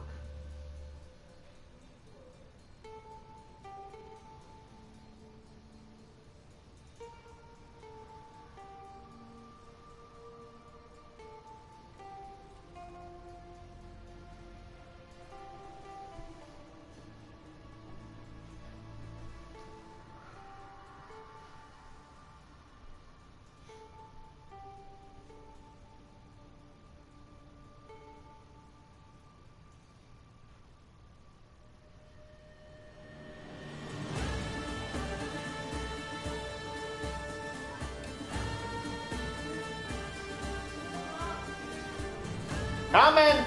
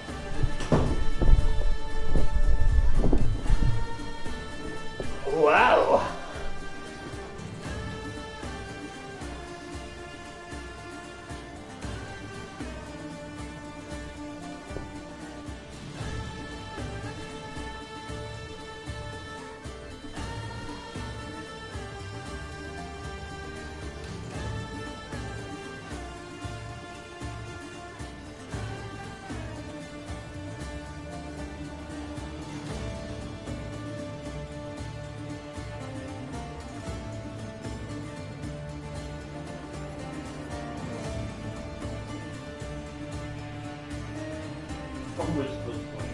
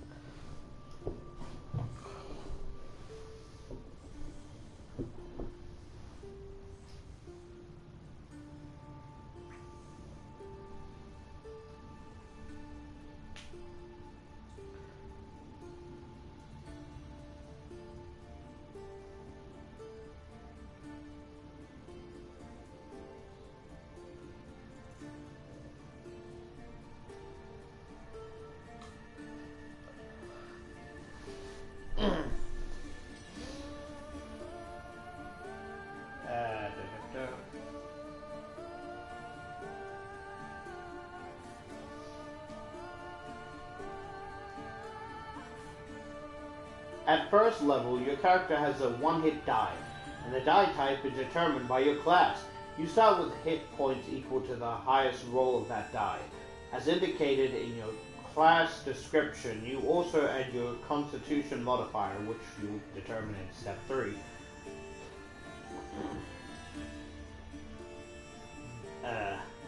This is also your hit point maximum.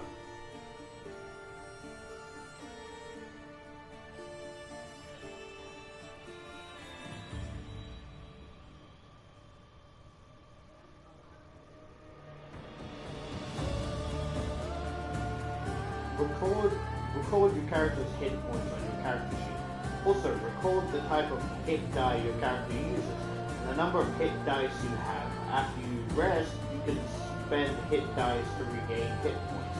See resting in Chapter 8 Adventure.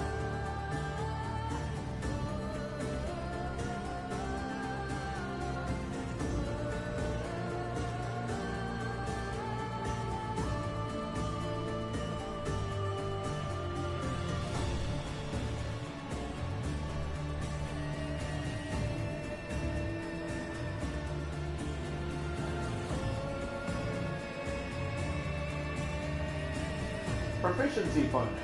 The table that appears in your class description shows your proficiency bonus, which is +2 for a first level. Just wait. I've got to sneeze. Hey!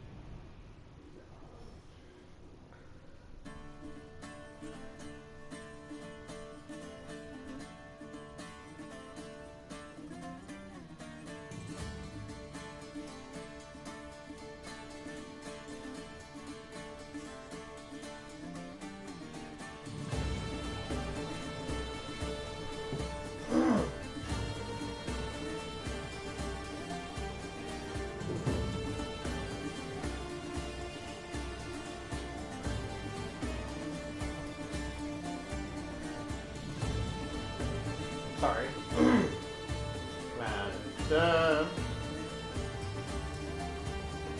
Your proficiency bonus applies to many of the numbers you'll be recording on your character sheet. Attack rolls using weapons you're proficient with, attack rolls with spells you cast, ability check using skills you're proficient in, ability check using tools you're proficient with, saving saving throws you're proficient in. Saving throws DCs for spells you cast played in each spellcasting class.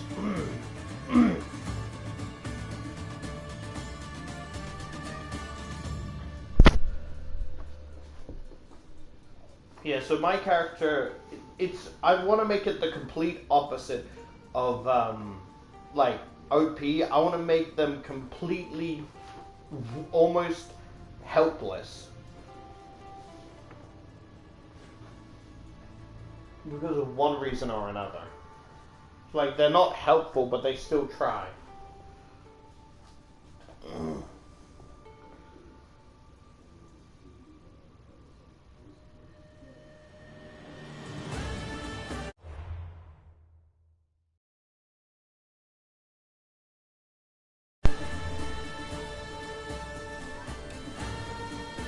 Yeah, sorry.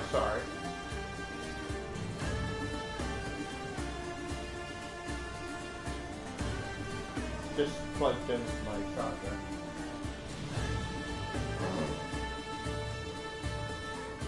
Your class determines your weapons. Wait, did I read this right?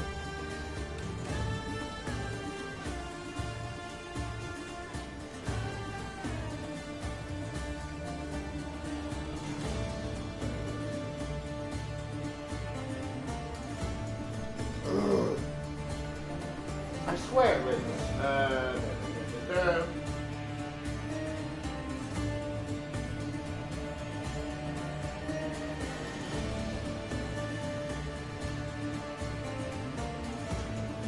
Your class determines your weapon proficiency, saving throw proficiency, and some of your skills and tools proficiency. Skills are described in Chapter 7, using the ability score, and tools in Chapter 5, equipment.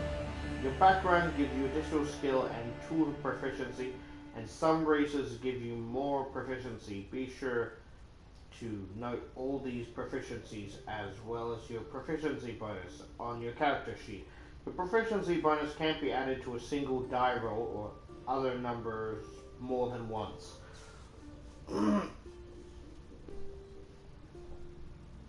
Occasionally, your proficiency bonus might be modified, doubled or halved, for example.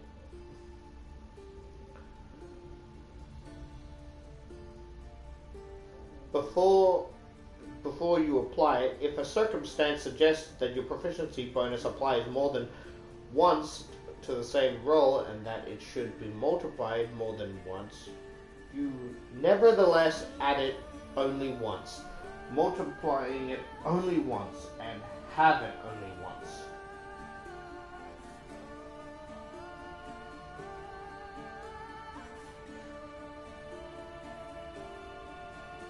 Bob imagined Bruna charging into battle with an axe. One horn on his helmet broken off. He makes Bruna a fighter and notes the fighter proficiency and first level class feature on his character sheet. As a first level fighter, Bruna has one hit die, a d10, and starts with his hit point equal to 10 plus his constitution modifier. Bob notes that this and will record the final number after he determines Bruna's constitution score. See step 3. Bob also notes the proficiency bonus for a first level character, which is +2. Much of what your character does in the game depends on his or her 6 abilities: strength, dexterity, constitution, intelligence, wisdom, and charisma. Each ability has a score, which is the number you record on your character sheet. The 6 abilities and their use in the game are described in Chapter 7, the ability score summary. Tables provide a quick reference for the qualities measured by each ability. What race increases which ability and which class consider each ability particularly important. You generate your character's 6 ability score randomly. Roll 4 6-sided dice and record the total of the highest 3 dice on the piece of scratch paper. Do this 5 more times so that you have 6 numbers. If you want to save time or don't like the idea of randomly determining ability score, you can use the following score instead: 15, 14, 13, 12, 10, 8. Now, shut the fuck up. Now, take your 6 numbers and write each number besides the one of your characters. Fucking hell! Head itchy, eye itchy.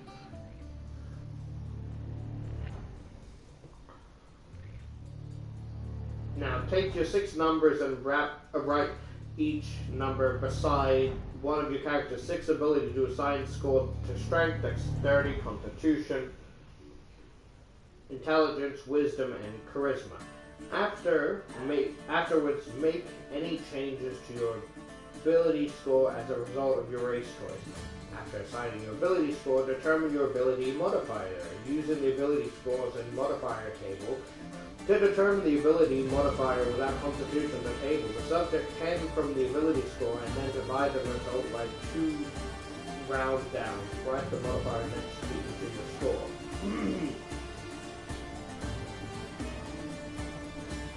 Building for now, step 3.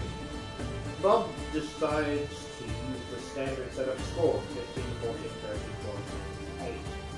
For Bernard's ability, since he's a fighter, he puts his highest score, 15, in strength. His next highest, 14, goes to constitution. Bernard might be a brash fighter, but Bob decides he wants the dwarf to be older, wiser, and a good leader.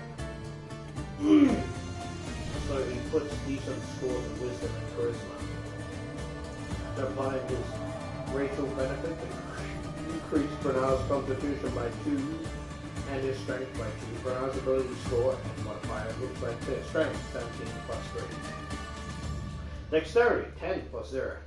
Constitution, 16 plus 3. Intelligence, 8 minus 1. Wisdom, 13 plus 1. Charisma, 12 plus 1. Bob fills in Bernard's final hit point, 10 plus his constitution modifier of plus 3, for a total of 13 hit points.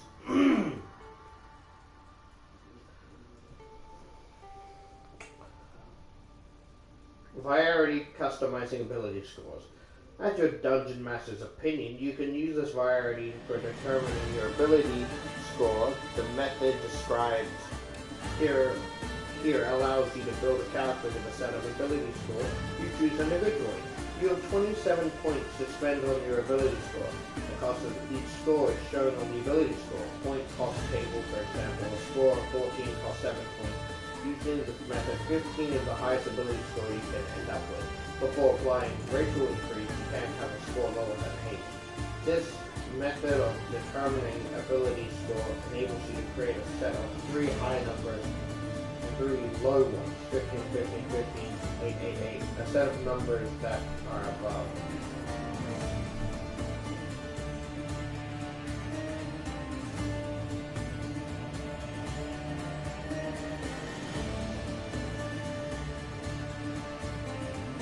Average and nearly equal 13, 13, 13, 12, 12, 12, or any set of numbers between those extremes. Describe your character. Once you know the basic game aspect of your character, it's time to flesh him or her out as a person. Your character needs a name. Spend a few minutes thinking about what he or she looks like and how he or she behaves in general terms. Using the information in Chapter 4, personality and background, you can flesh out your character's appearance and personality. Choose your character's alignment, the moral compass that guides his or her decision and ideals. Chapter 4 also helps you identify the things your character holds most dear, called bonds and flaws that could one day undermine him or her. The character's background describes where he or she came from, his or her original occupation, and the character's place in the D&D world. Your DM might offer additional background beyond the ones you included.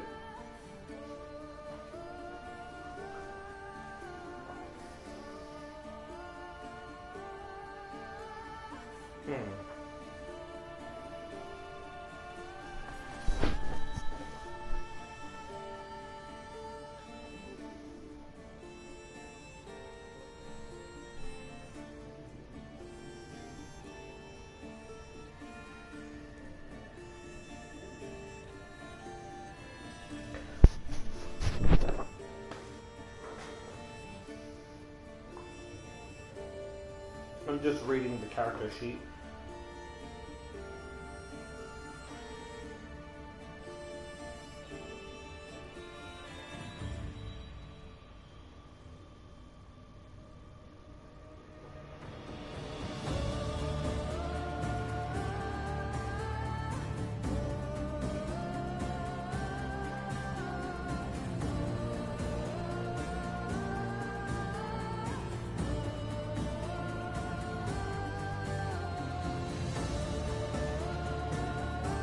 The paper smells like someone's grandma food.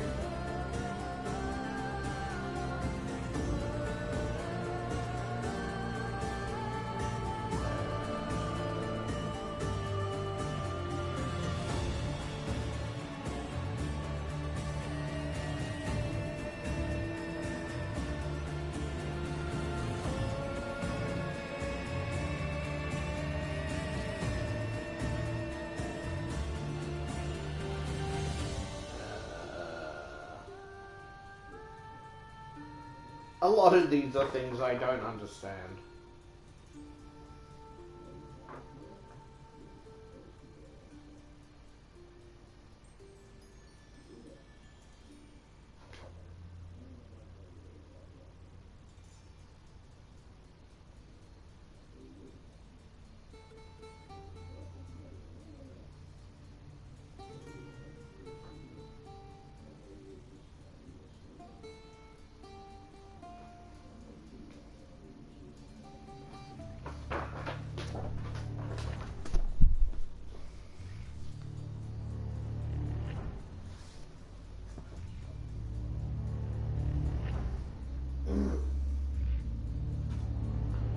In Chapter 4, and might be willing to work with you to craft a background that's more precise fit for your character concept. Just wait.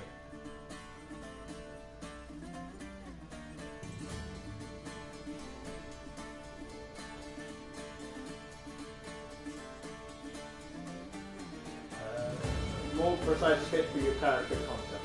A background gives your character a background feature and general benefit, and proficiency in 2 skills, and it might also give you additional languages or proficiency with certain kinds of tools. Record this information along with the personality information you develop on your character sheet.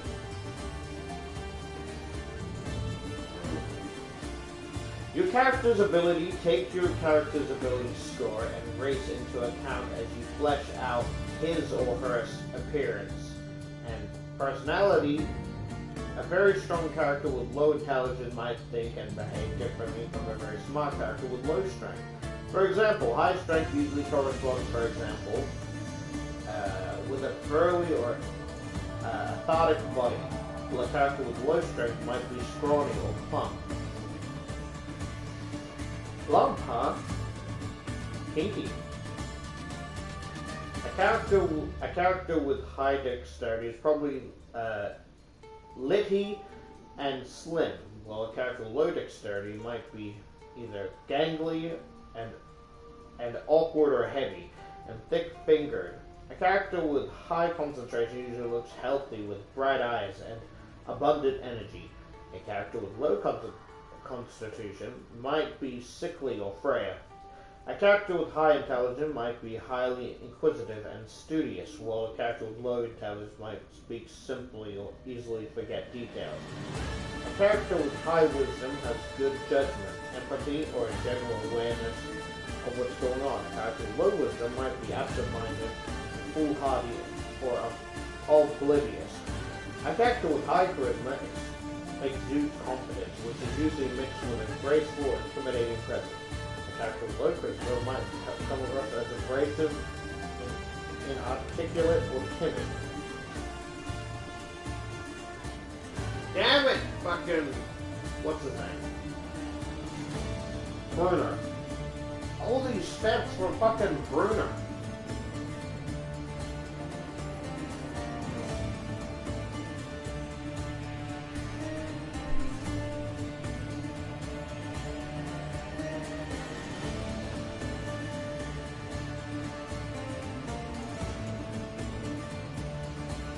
Bob fills in some of... I skip this?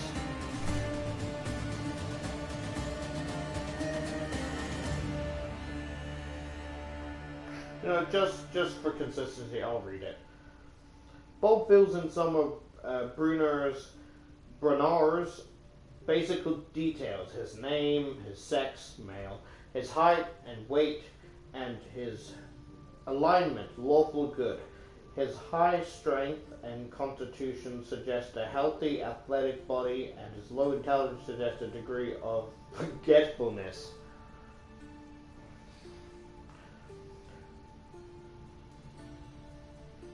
Bob decides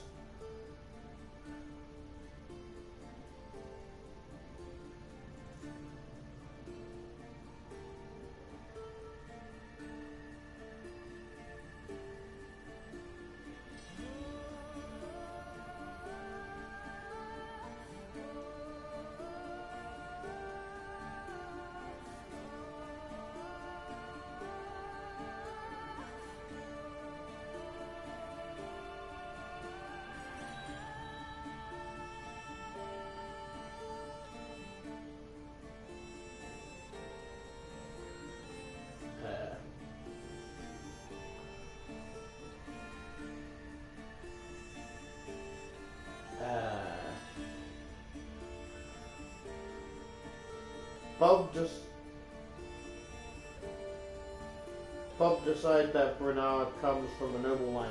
Shut the fuck up.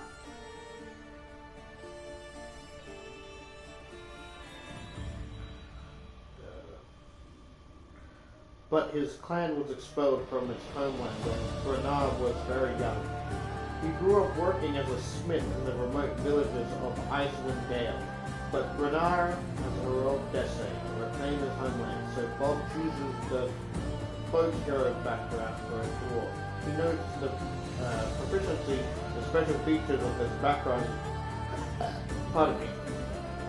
gave him.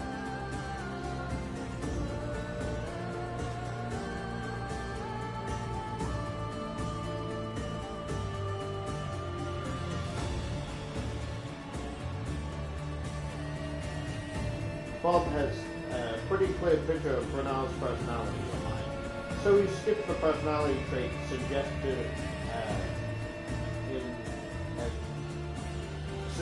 in the folk hero background, noting instead that Bernard is a caring, sensitive dwarf who generally loves his friends and allies. But he hides this soft-hearted behind a Griff's snarling demeanor. He chooses the ideal fairness from the list in his background, noting that Bernard believes that no one is above the law. Given his history, Bernard's bond is obvious. He aspires to someday reclaim Mithril Hall, his homeland, from the shadow dragon that drove the dwarves out.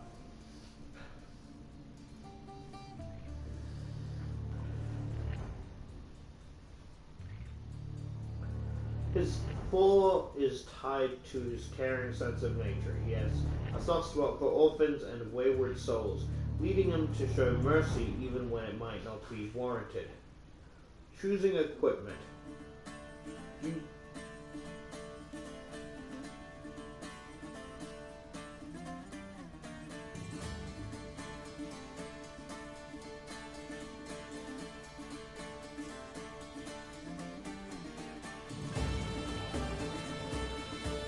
The class and background determines the character's starting equipment, including weapons, armor, and other adventuring gear. Record this equipment on your character sheet. All such items are detailed in chapter equipment. Instead of taking the gear given to you by your class and background, you can purchase your starting equipment. You have a number of gold to spend based on your character. As shown in Chapter 5, extensive list of equipment, but prices also appear in that chapter. If you wish, you can also have one trinket at no cost. See the trinket table at the end of Chapter 5. Your strength score limits the amount of gear you can carry. Try not to purchase equipment with a total weight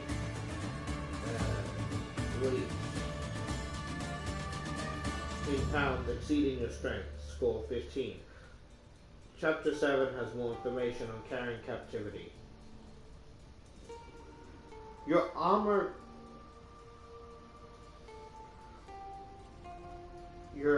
class represents how well your character avoids being wounded in battle.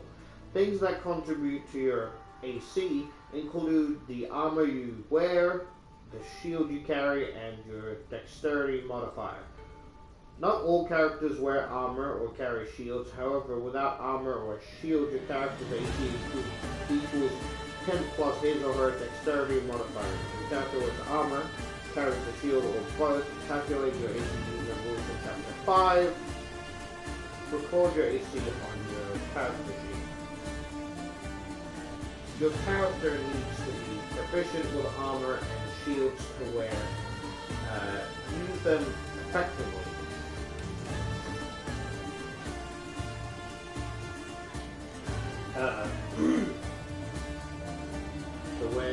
Use them effectively. Your armor and shield.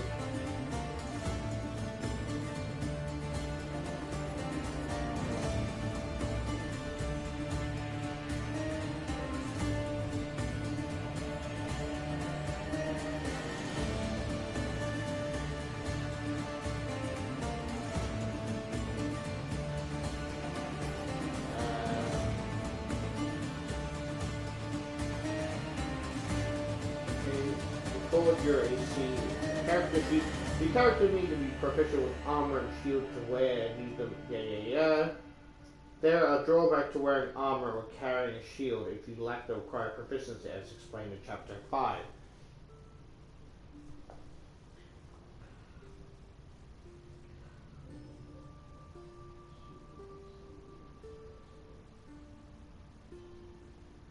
Some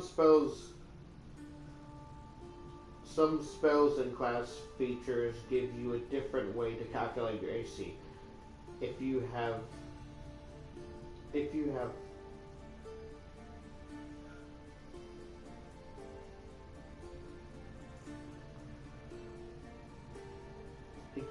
multiple,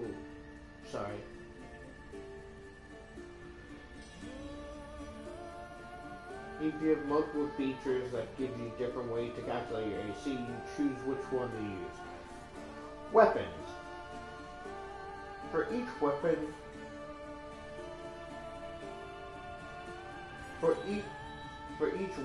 your character wields, calculate the modifier used when you attack with the weapon and the damage you deal when you hit. Let me just iced coffee. Just give me a little sip.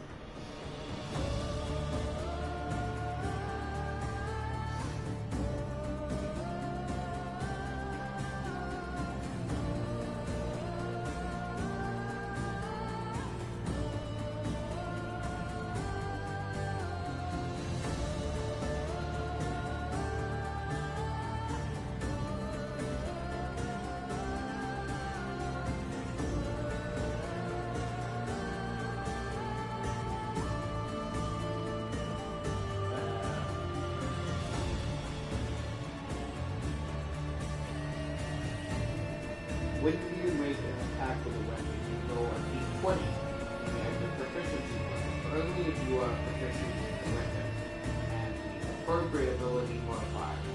For attacks,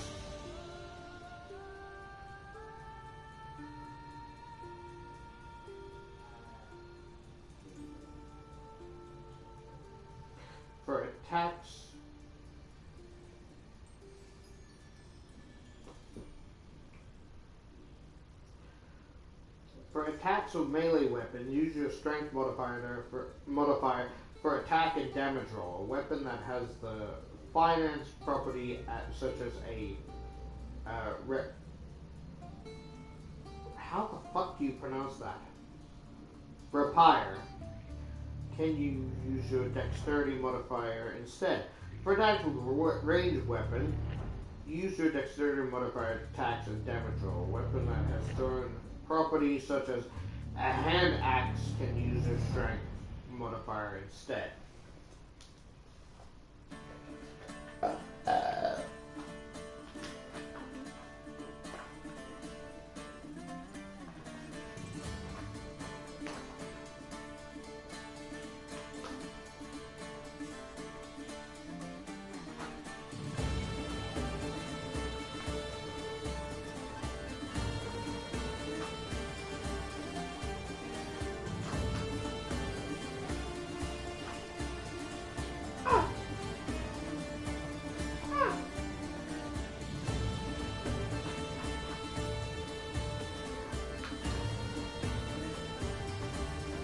Why is chapter 2 so many?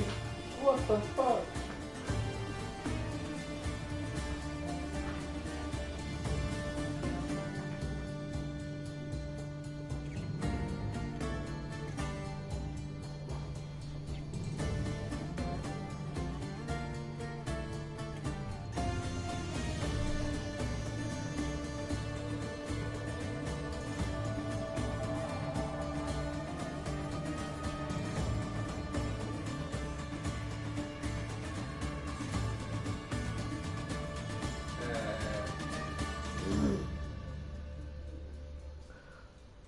Bob writes down the starting equipment from fighter class and the folk hero background. His starting equipment includes chainmail and a shield, which combine to give Bernard an armor class of 18. For Bernard's weapon, Bob chooses battle axe and two hand axes. His battle axe is a melee weapon, so Bernard uses strength modifier for his attacks and damage. His attack bonus is his strength. His attack bonus is his strength modifier +3, plus his proficiency bonus +3, for a total of +5. The battle axe deals 1d8 slashing damage. Bernard adds a strength modifier to the damage when he hits for a total of 1d8 +3 slashing damage. When throwing a hand axe, Bernard has the same attack bonus hand axes as thrown weapon. Use strength for attack and damage, and the weapon deals 1d6 +3 slashing damage. What the fuck did I read?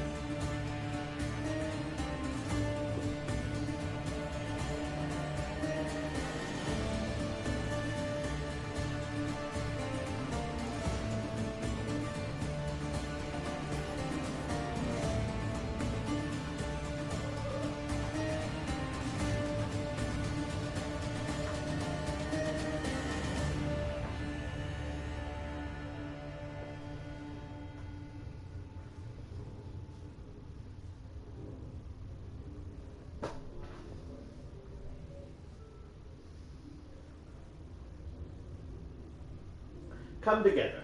Most D&D characters don't work alone. Each character plays a role within a party. A group of adventurers working together for a common purpose. Teamwork and cooperation greatly improve your party's chances to surviving the many perils in the worlds of Dungeons and Dragons.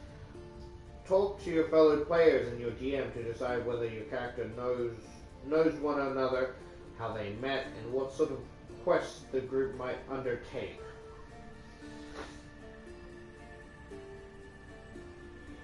Beyond first level. As your character goes on adventuring and overcomes challenges, he or she gains experience, represented by experience points. A character who reached a specific experience point, total advances in capability. This advancement is called gaining a level. When your character gains a level, his or her class often grants additional features as detailed in the class description.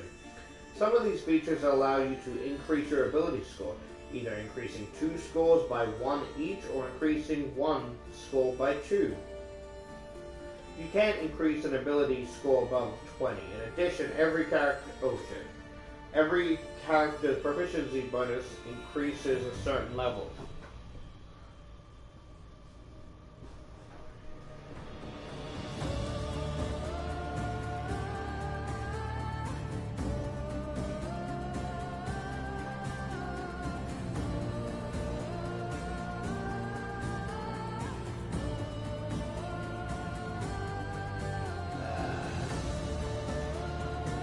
Time you gain a level, you gain one additional hit die.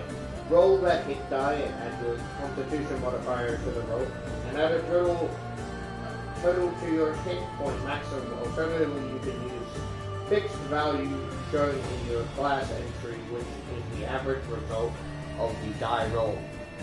Round up.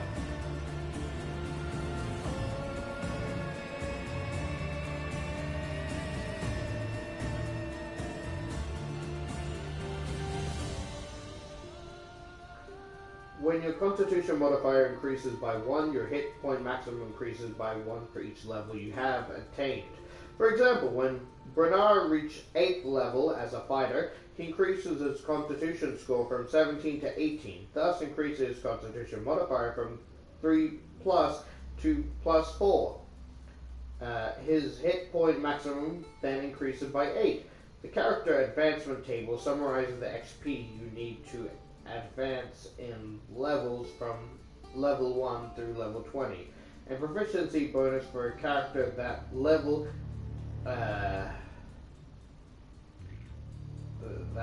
consult the information in your character's class description to see what other improvement you gain at each level.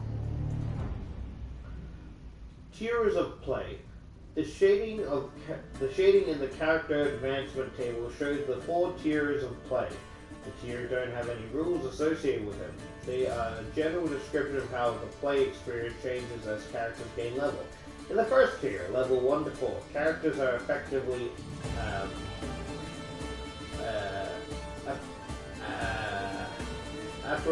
apprentice adventurers. They are learning the features that define them as a member of the particular class, including the major choices that flavor their class features as they advance, such as Wizard's Arcane Tradition or a Fighter's Martial Archetype. The threats they face are relatively minor, usually posing a danger to local farmsteads or villages. In the second tier, level 5 to 10, character comes into their own.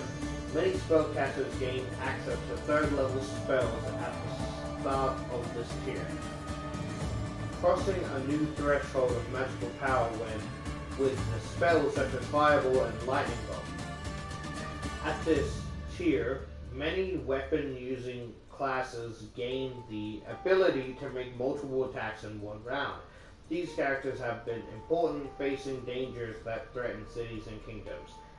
In the 3rd tier, level 11 to 16, characters have reached a level of power that sets them high above the ordinary populace and makes them special, even amongst adventurers. At 11th level, many spellcasters gain access to 6th level spells, some of which create effective, previously impossible for players' characters to achieve.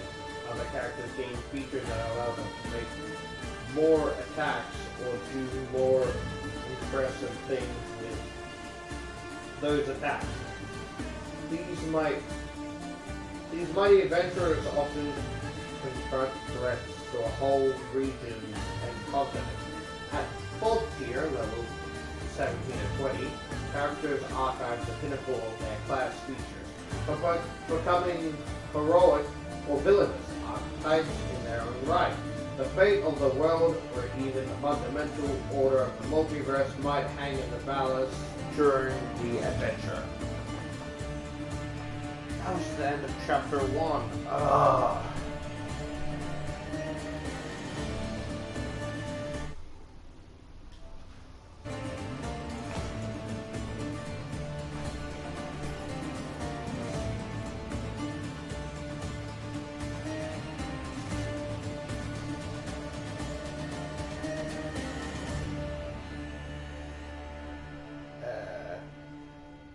races.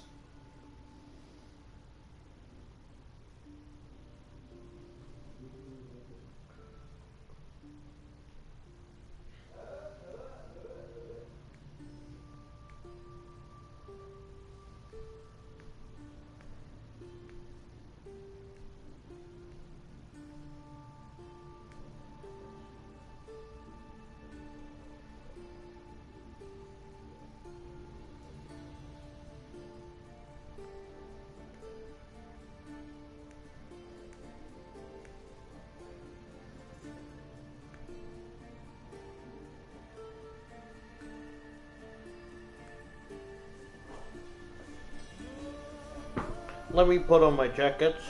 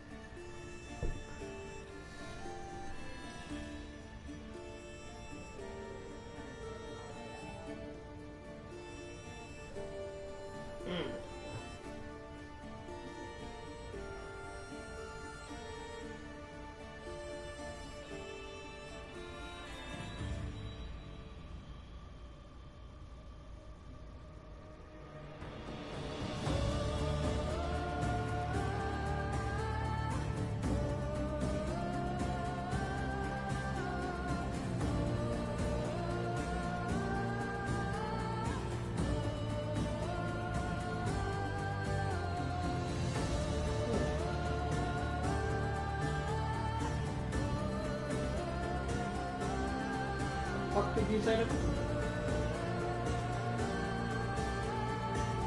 Chapter 2, Races. A visit to one of the great cities of the world of Dungeons and Dragons. Waterdeep, the free city of Greyhawk, or even uncanny Sigo. The city of doors overwhelms the senses. Voices chatter in countless different languages. The smells of cooking in dozens of different cuisines.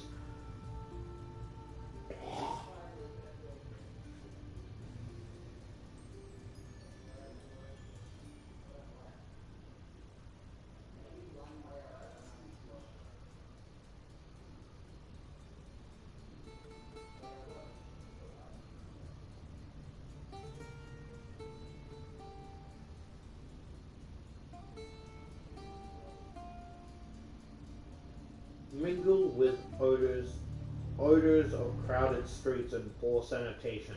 Building in myriad architectural styles displayed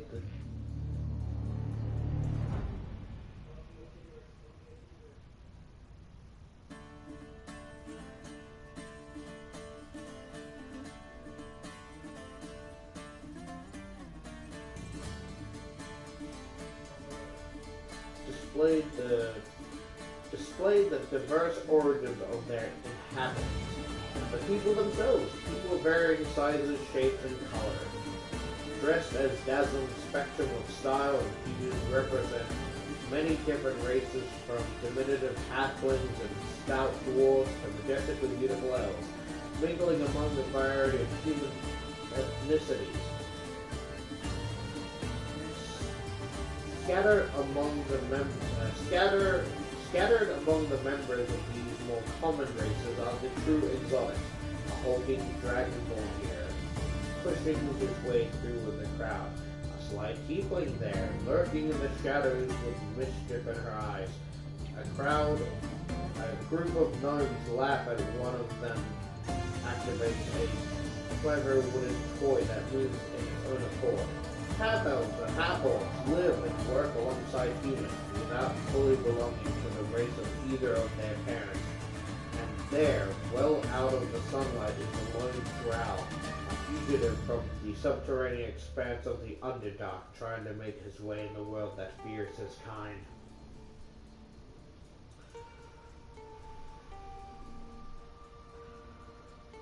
Humans are choosing a race. Humans are the most common people in the worlds of D&D, but they live and work alongside dwarves, elves, halflings, and countless other fantastic species. Your character belongs to one of these people. Not every intelligent race of the multiverse is appropriate for a player-controlled adventure. Dwarves, elves, halflings, and humans are the most common races to produce the sort of adventurers who make up typical parties. Dragonborn, gnomes, half-elves, half-orcs, and tieflings are less common as adventurers. Drow, a sub-race of elves, are also uncommon. Your choice of race affects many different aspects of your character. It establishes fundamental qualities that exist throughout your character's adventure career. When making this decision, keep in mind the kind of character you want to play. For example, a halfling could be a good choice for a sneaky rogue.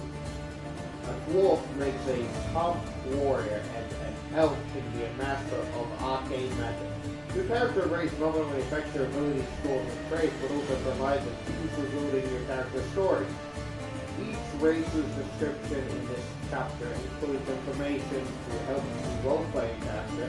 That race includes personality, physical appearance, features of society, and racial alignment tendencies. These details are suggestions to help you think about your character. Adventurers can deviate wildly from the norm for their race. It's worthwhile to consider why your character is different as a helpful way to think about your character's background and personality.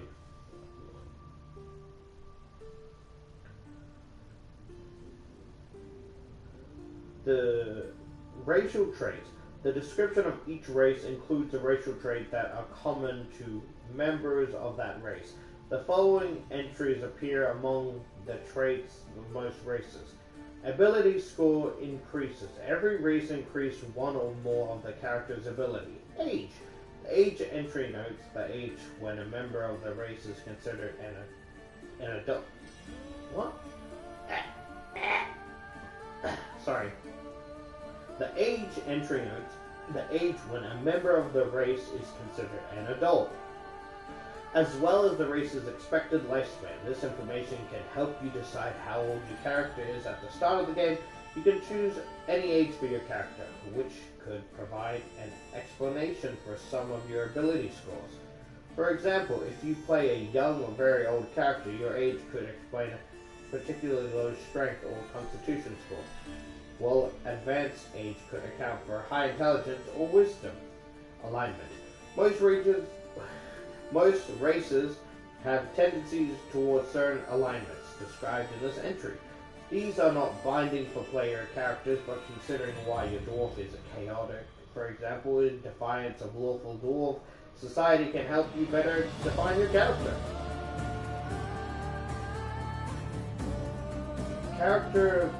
Characters of the most races are medium. A size category including creatures that are roughly 4 to 8 feet tall. Members of few races are small, 2 to 4 feet tall, which means that certain rules of the game affect them differently. The most important of these rules is that small characters have trouble wielding heavy weapons, as explained in Chapter 5. Equipment. Speed. Your speed determines how far you can move when traveling in Chapter 8 Adventuring. And fighting, Chapter 9 Combat.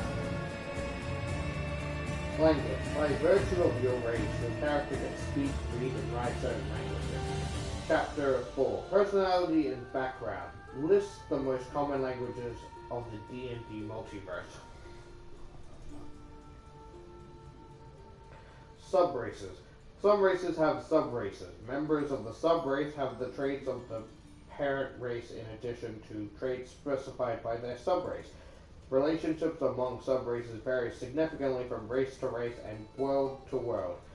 In Dragonlance campaign setting, for example, mountain dwarves and hill dwarves live together as different clans of the same people. But in the Forgotten Realm, they live far apart in separate kingdoms and call themselves shield dwarves and gold dwarves, respectively.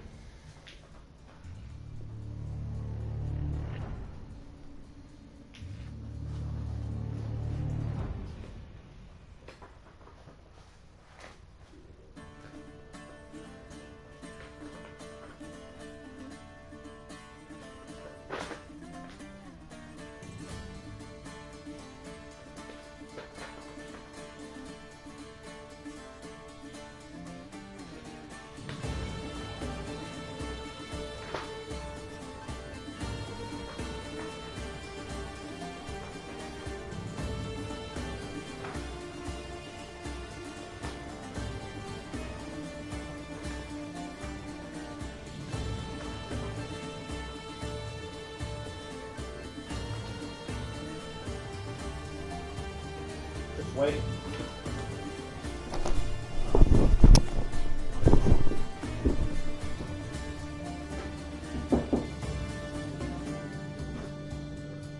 So,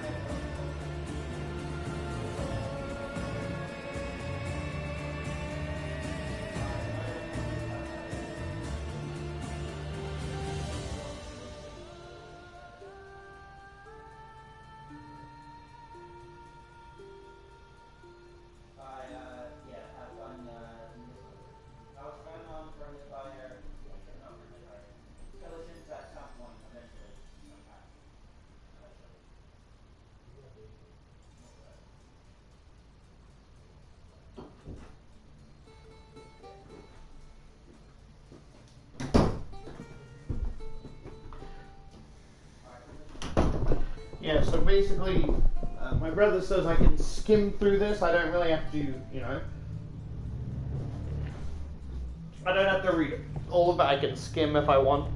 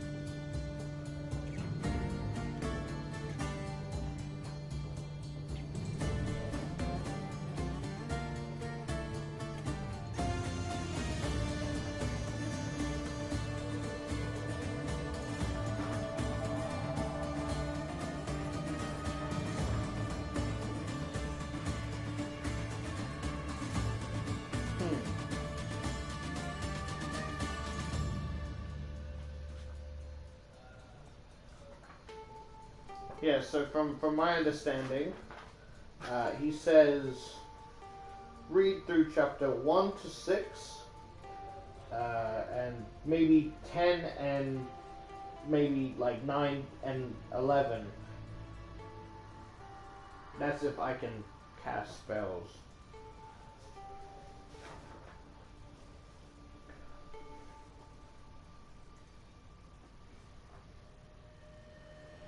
Humans. These were the stories of restless people who long ago took the seas and rivers in a longboat. First to pillage and terrorize, then to settle. Yet there was an energy, a love of adventure that sang from every page. Long into the night, Laurel read, lighting candles after precious candles she never gave much thought to its human. His stories fascinated her. Yellow pages were tales of bold heroes, strange and fierce animals, mighty primitive gods, and magic that was part of the fabric that destined the land.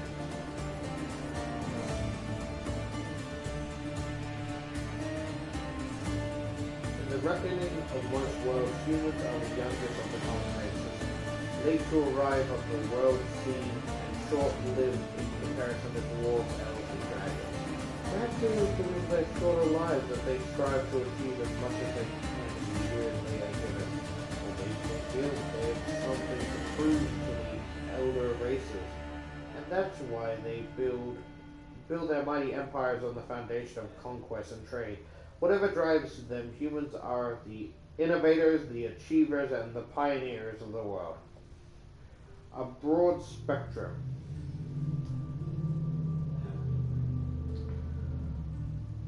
With their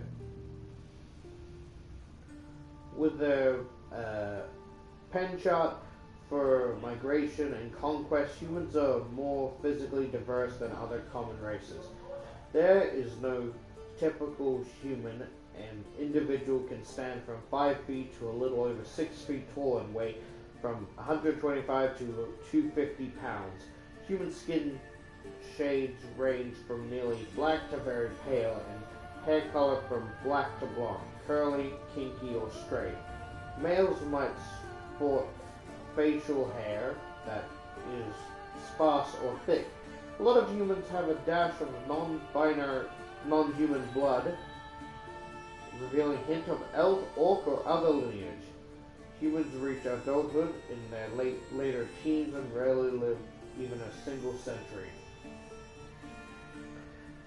Varying in all things, humans are the most adaptable and ambitious people among the common races. They have widely varied tastes, models and customs in many different lands, where they have settled. When they settle, though they stay, they build cities to last for the ages, and great kingdoms that can persist for long centuries. And an individual human might have a relatively short lifespan, but a human nation or culture preserves tradition with origins far beyond the reach of any single human's memory.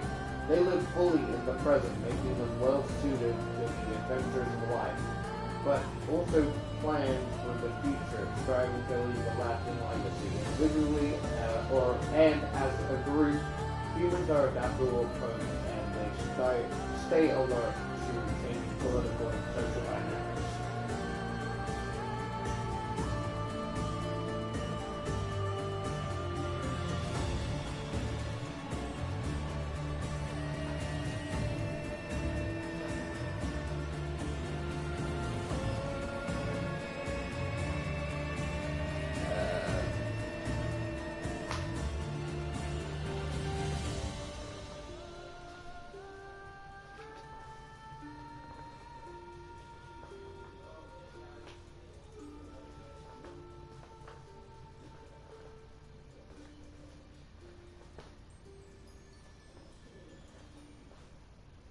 Tieflings look interesting.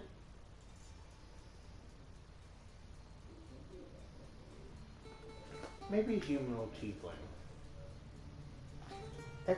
Everyone's second best friend.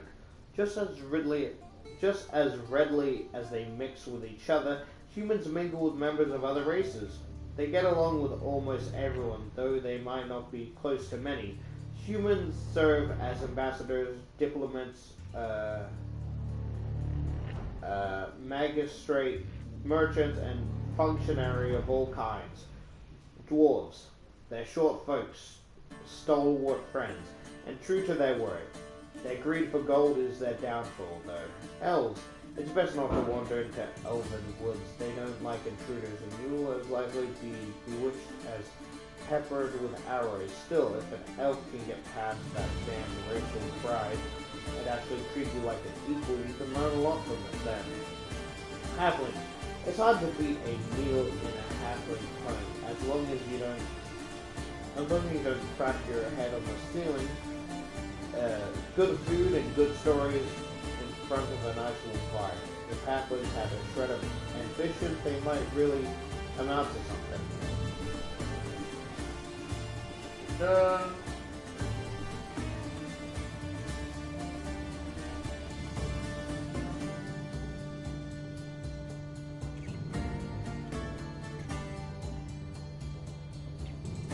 Your campaign uses optional feats and rules in Chapter 6. Your dungeon master might allow these various traits always replace human abilities for increased strength. Two different abilities for the exploring.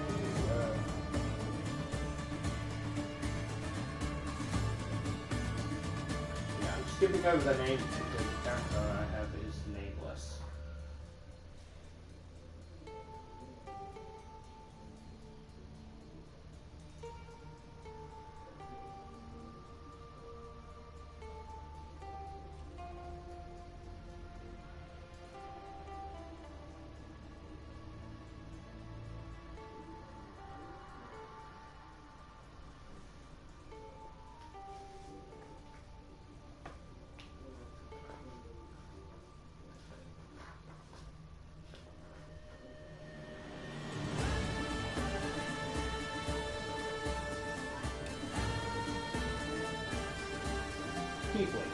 But you do see the way people look at you, this child, those black eyes, cold as their stone, those stares rising from her eye, and the sudden seriousness of the voice.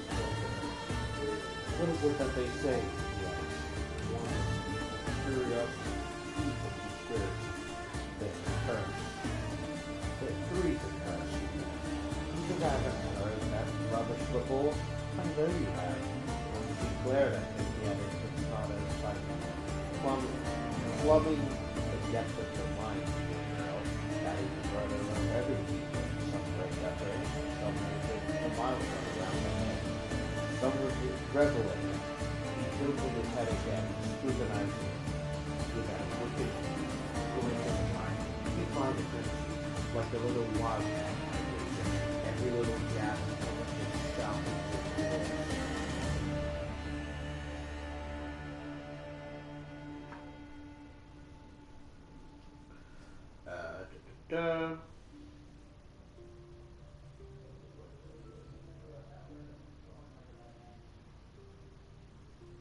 Mutual mistrust. People tend to be suspicious of tieflings, assuming that their infernal heritage has left its mark on their personality and mortality. Not just their appearance. Shopkeepers keep a close eye on their goods when tieflings enter their store, and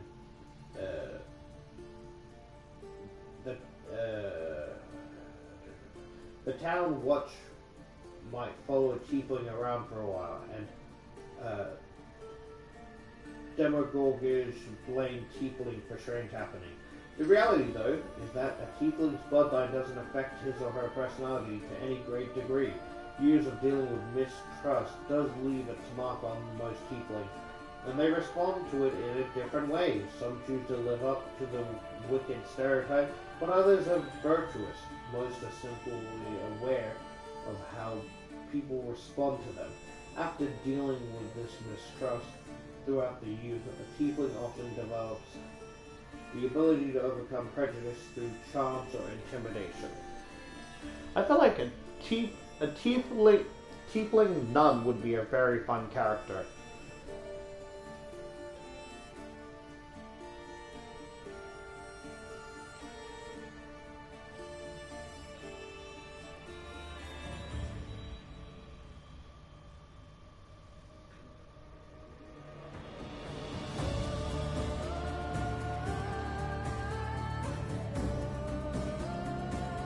Greeted with stares and whispers, to suffer violence and insults on the street, to see mistrust and fear in every eye. This is a lot of the tieflings. Twist the knife.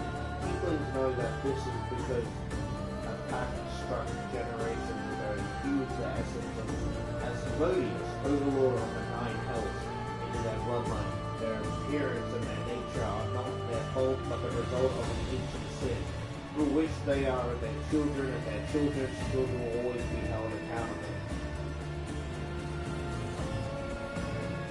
Tieflings are derived from human bloodline and in the broadest possible sense. Pardon me.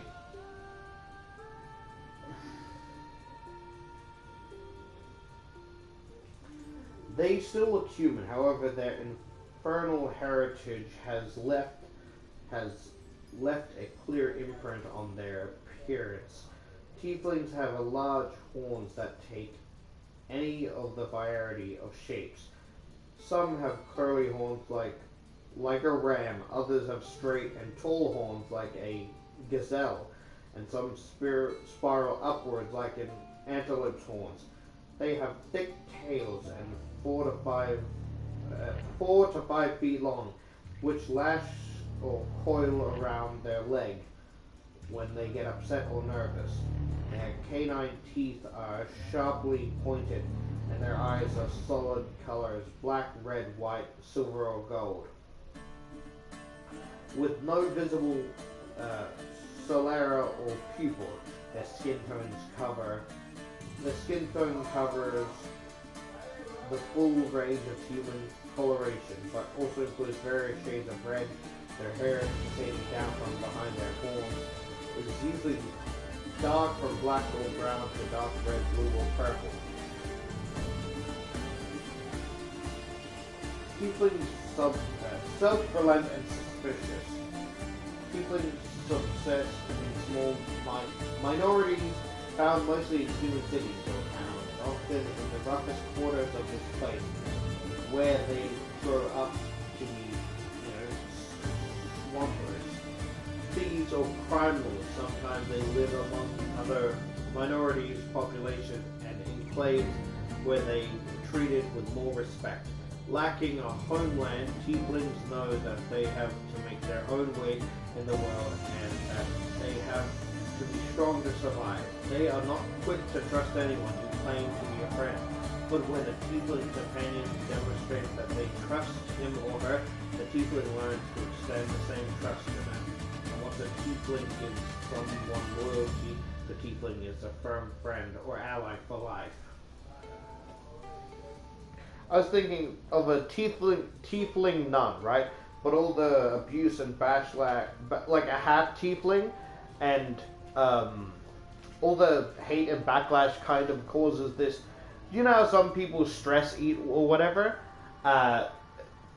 Trying to hold back, like out of stress or, you know, something like that, is that they commit cannibalism, like eating other people out of agitation, stress, you know.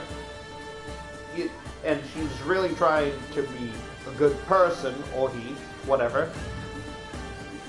You know, but like it's really hard. It's like almost like a different personality.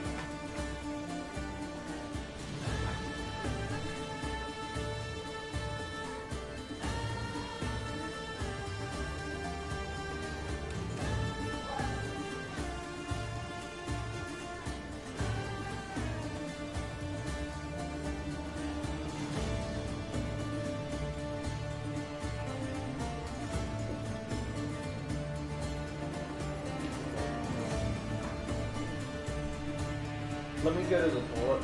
BRB.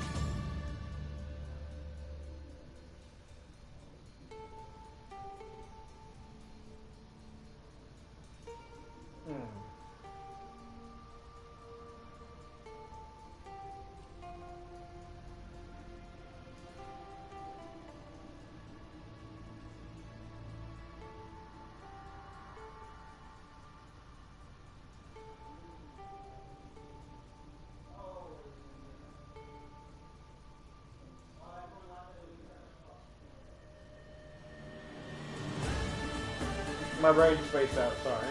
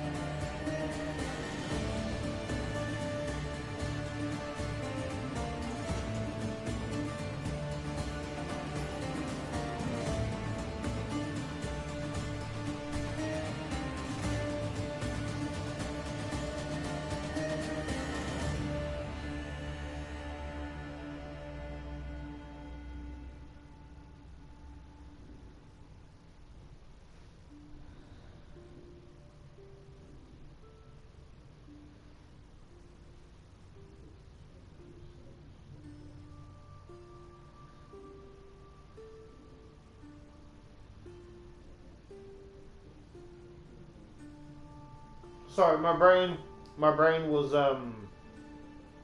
going through these horrible scenarios in my head. It's like another, so like my brother my brother would usually be the DM, but then he'd decide, oh, this other person would be a DM, but because he's a new DM, he's not the bad dude, but this other fucking douchebag fucking tries stealing my character, and you know. It's like, oh, well, you gotta stop doing that because it's my character. I've been using it for so and so, you know? And then another one is like a different game. It's like me using the halfling nun thing, and basically he's trying to be a creep with my character, right? And then I go along with it, and then, you know, when she starts freaking out, she cannibalizes his character. And he's like, you can't do that, da-da-da-da. It's like, well, I mean, it's in my character sheet. Like, oh, well, I changed your character sheet, so now it's so-and-so. Like, I spent months on this. I don't know why my head thinks I've spent months on character sheet. Like, oh, well, I'm the DM, and I changed your shit, so you can't do that. I'm like, you literally can't do that. And it's just me and him going back and forth, and I'm just getting more pissed off because I'm losing my own argument. I know there's good DMs, and it's like, I'm pretty sure, like, just like the horror story, like, you know, the horror stories and stuff.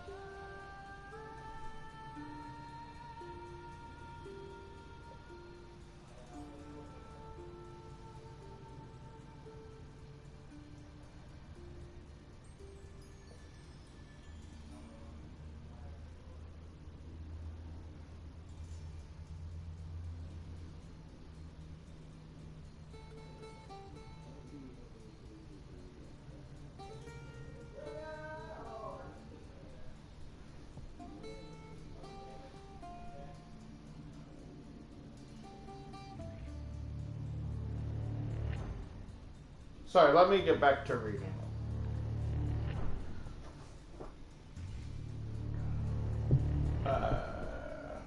We're on chapter 3, classes.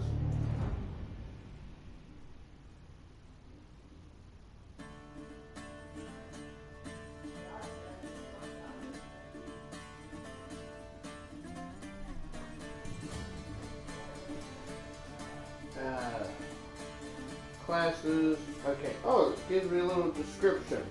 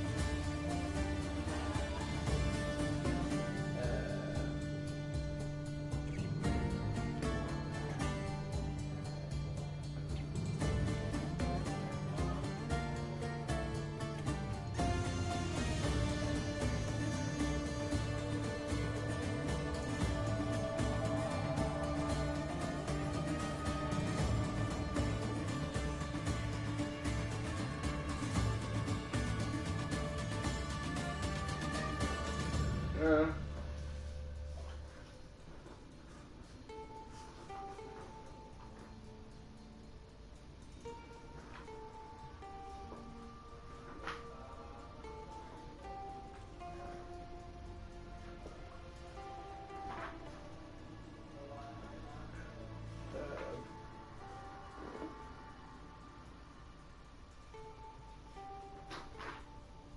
I'm trying to look for a tank.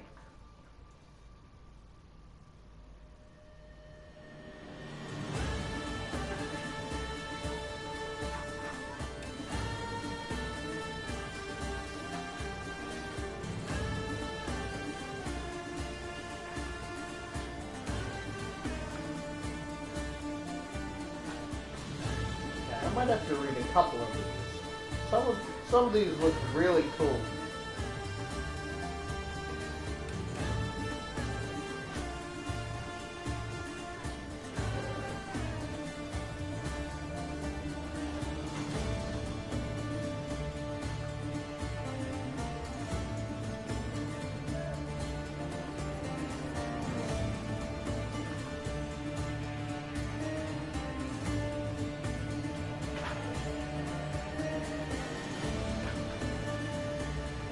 There's a lot of classes.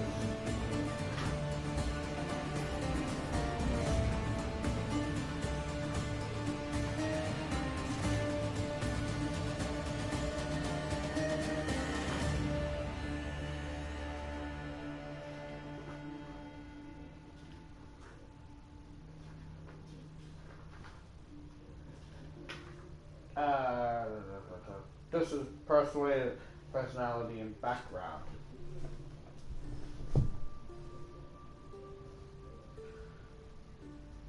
Adventurers are extraordinary people, driven by a thirst for excitement into a life that others would never dare lead.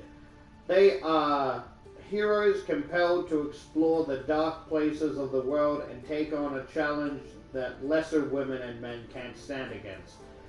Class is a primary definition of what your character can do. It's more than a profession, it's your character's calling. Class shapes the way you think about the world and interact with it, and your relationship with other people and powers in the multiverse. A fighter, for example, might view the world in pragmatic terms of strategy and maneuvering, and see herself as just a pawn in a much larger game. A cleric, by contrast, might see himself as a willing servant in a god's unfolding plan, or a conflict brewing among various deities. While the fighters have contracts in a mercenary company or army, the cleric might know a number of priests, paladins, and devotees who share his faith. Your class gives you a variety of special features such as a fighter's mastery of weapons and armor and a wizard's spell at low levels. Your class gives you only 2 to 3 features, but you advance in level, you gain more, and your existence features often improve. Each class entry in this chapter includes a table summarizing the benefits of your game at every level, and a detailed explanation of each one. Adventurers sometimes advance in more than one class. A rogue might switch directions in life and swear the oath of a paladin. A barbarian might discover latent magical abilities and dabble in sorcerer class while continuing to advance as a barbarian. Elves are known to combine martial mastery with magical training and advance as fighters and wizards simultaneously. Optional rules for combining classes in this way called multi-classing. Here in Chapter 6, 12 classes listed in classic classes table are found in almost every D&D world and define a spectrum of yada yada yada.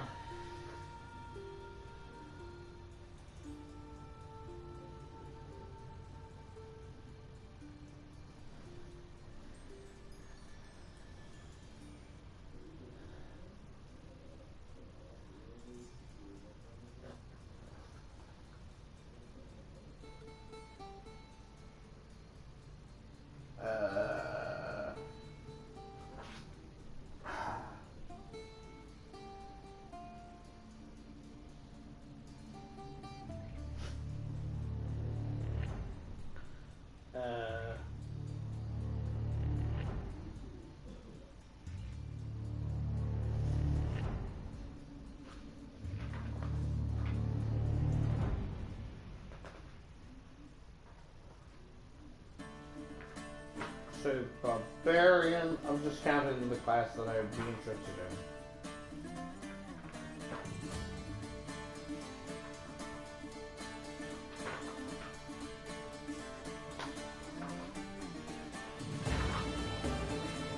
So, Barbarian, Druid,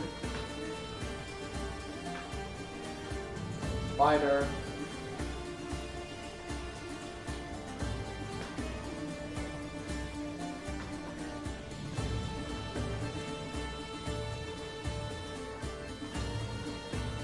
maybe Paladin.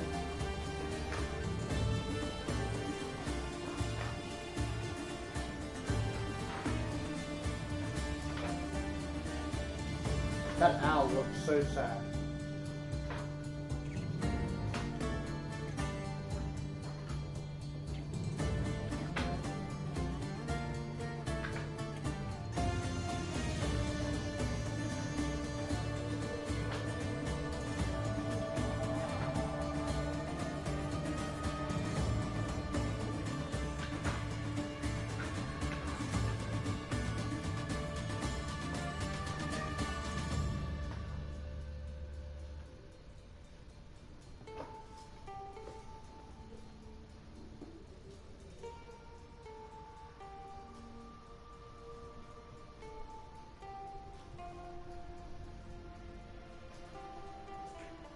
Barbarian.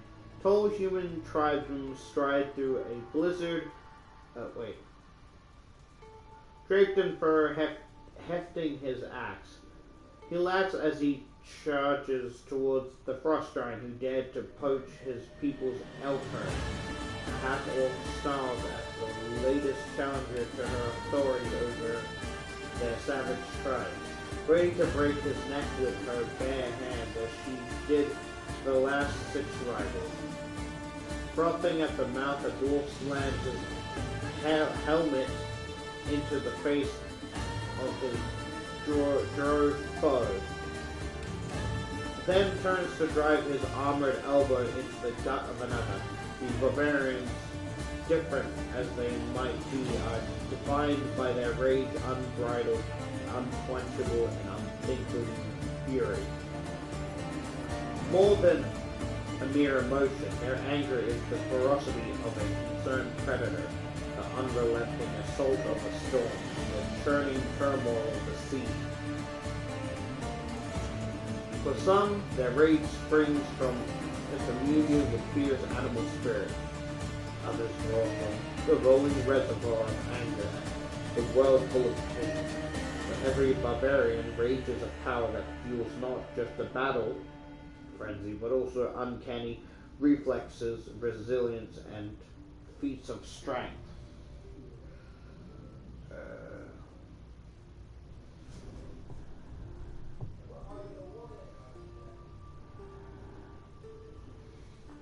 Sorry.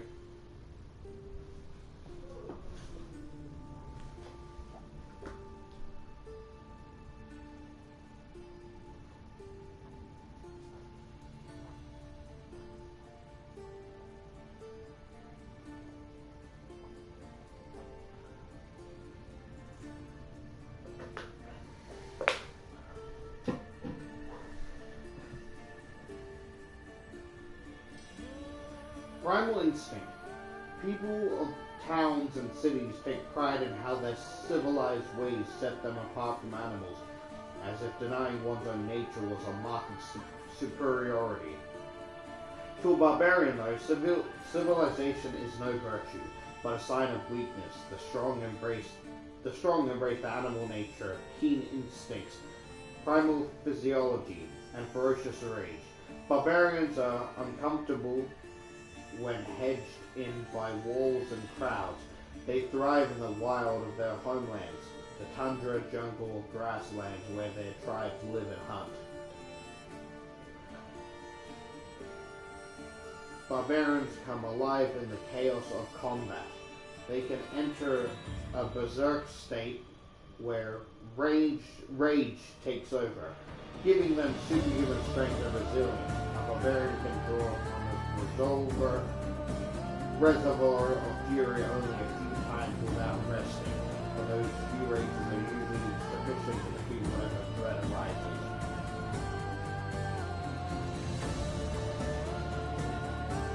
Not every member of the tribe needs barbarians by scions of civilized society as the barbarian class. A true barbarian among these people is as uncommon as a skilled fighter in town. He or she plays a similar role as a protector of the people and a leader in times of war. Life in the wild place of the world is fraught with perils, rival tribes, deadly weather, and terrifying monsters. Barbarians charge headlong into the danger so that their people don't have to. Their courage in the face of danger makes barbarians perfectly suited for adventuring. Wandering is often a way of life for their native tribes, and the rootless life of an adventurer is little hardship for a barbarian. Some barbarians miss the close-knit family structure of the tribe, but eventually find them replaced by the bonds formed along the members of their adventuring party. When creating a barbarian character, think about where your character comes from and his or her place in the world. Talk with your DM about the appropriate origin for your barbarian.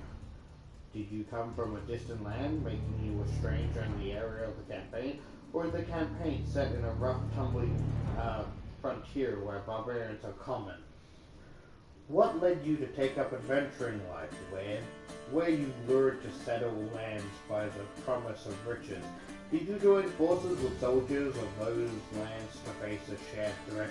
Did monsters of an invading horde drive you out of your homeland, make you a rootless refugee? Perhaps you were a prisoner of war, brought and changed to civilized lands, and only now able to win your freedom. Pardon me. Or you might have been cast out from your people because of a crime you committed and happily you violated, or a tooth that removed you from a position of authority. Quick build. You can make the barbarian quickly by following these suggestions first. Put your highest... I gotta sneeze. Hey! Ah! Sorry. Highest ability score and strength followed by... Yeah, not really my thing. Like, I'm looking for a tank. Someone that can, like, take damage.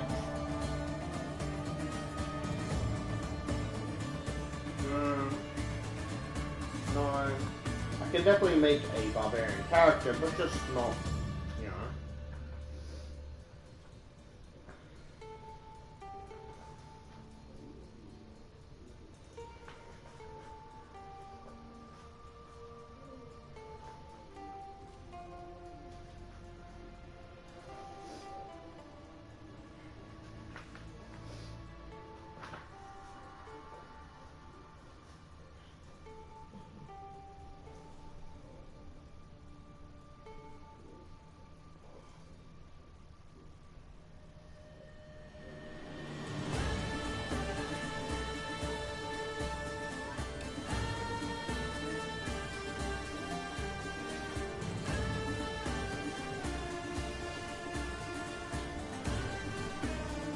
Druid.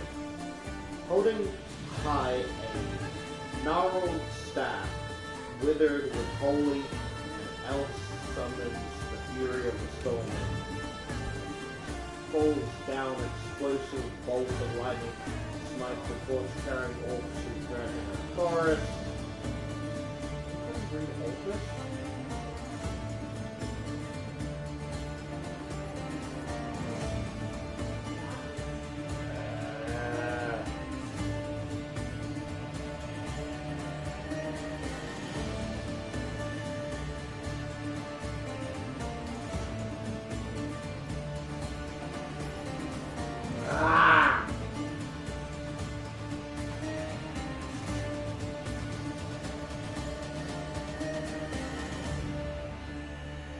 Crouching out of sight on a high tree.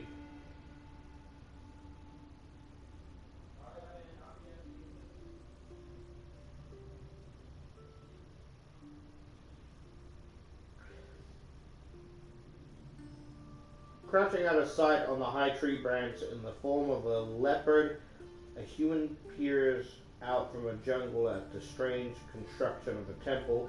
Evil elemental air, keeping close eye on the cultist activities, swinging a blade formed of pure fire. A halfling charges into a masked skeletal soldier surrounded by the unnatural magic that gives a foul creature the mocking semblance of life. I don't know why this is pissing me off. I fucking hate I don't hate reading, but when it's in big words, like big things like this, it bothers me.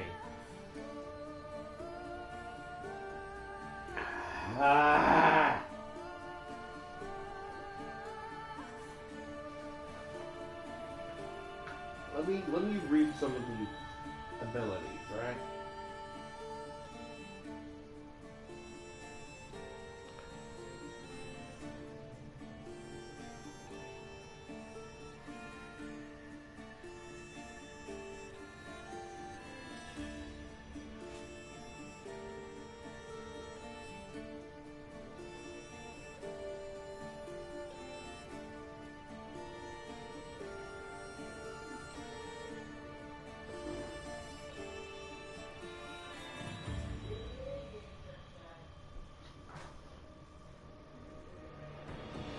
With the calling of the elements of blizzard of nature, or emulating the creature of the animal world, humans are embodiment of nature resilience, cunning and fury that claim their mastery over nature. Instead, they see themselves as extensions of nature, indulgently will. Nah, not it.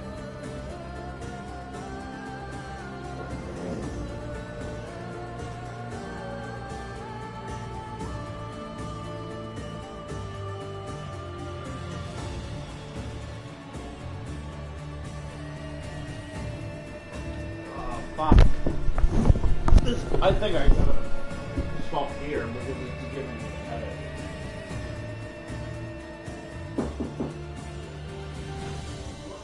I can't read any more of this. It's giving me a headache.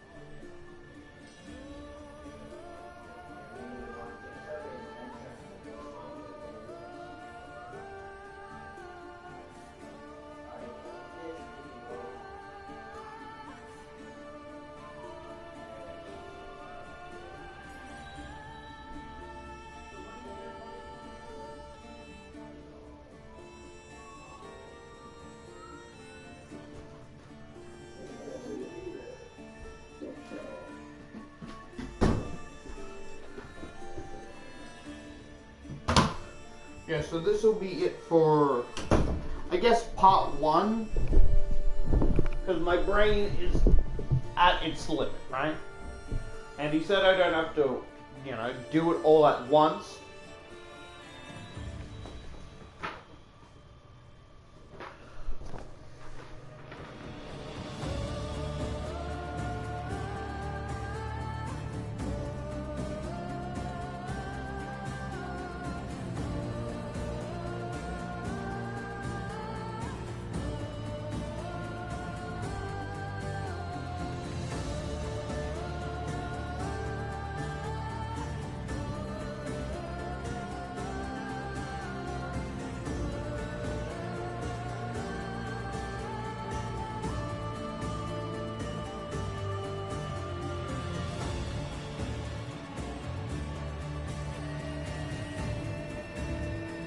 Yeah, I was just talking to my brother, right, about how it doesn't, the whole, backstory of the character, right?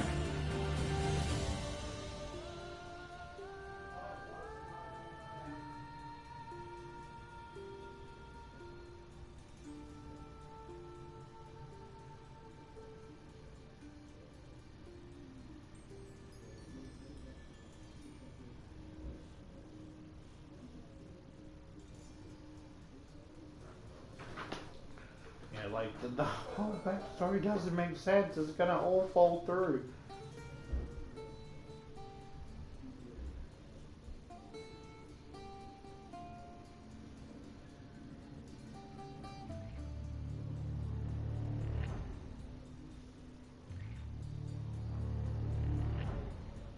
But at least I'm learning more.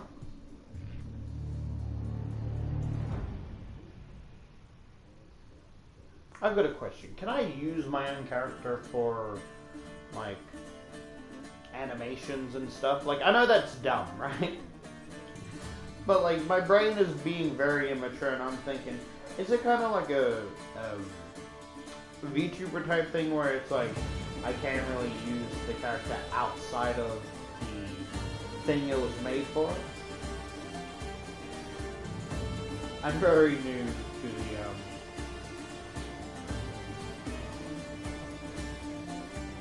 I'm very, very new to D&D and shit.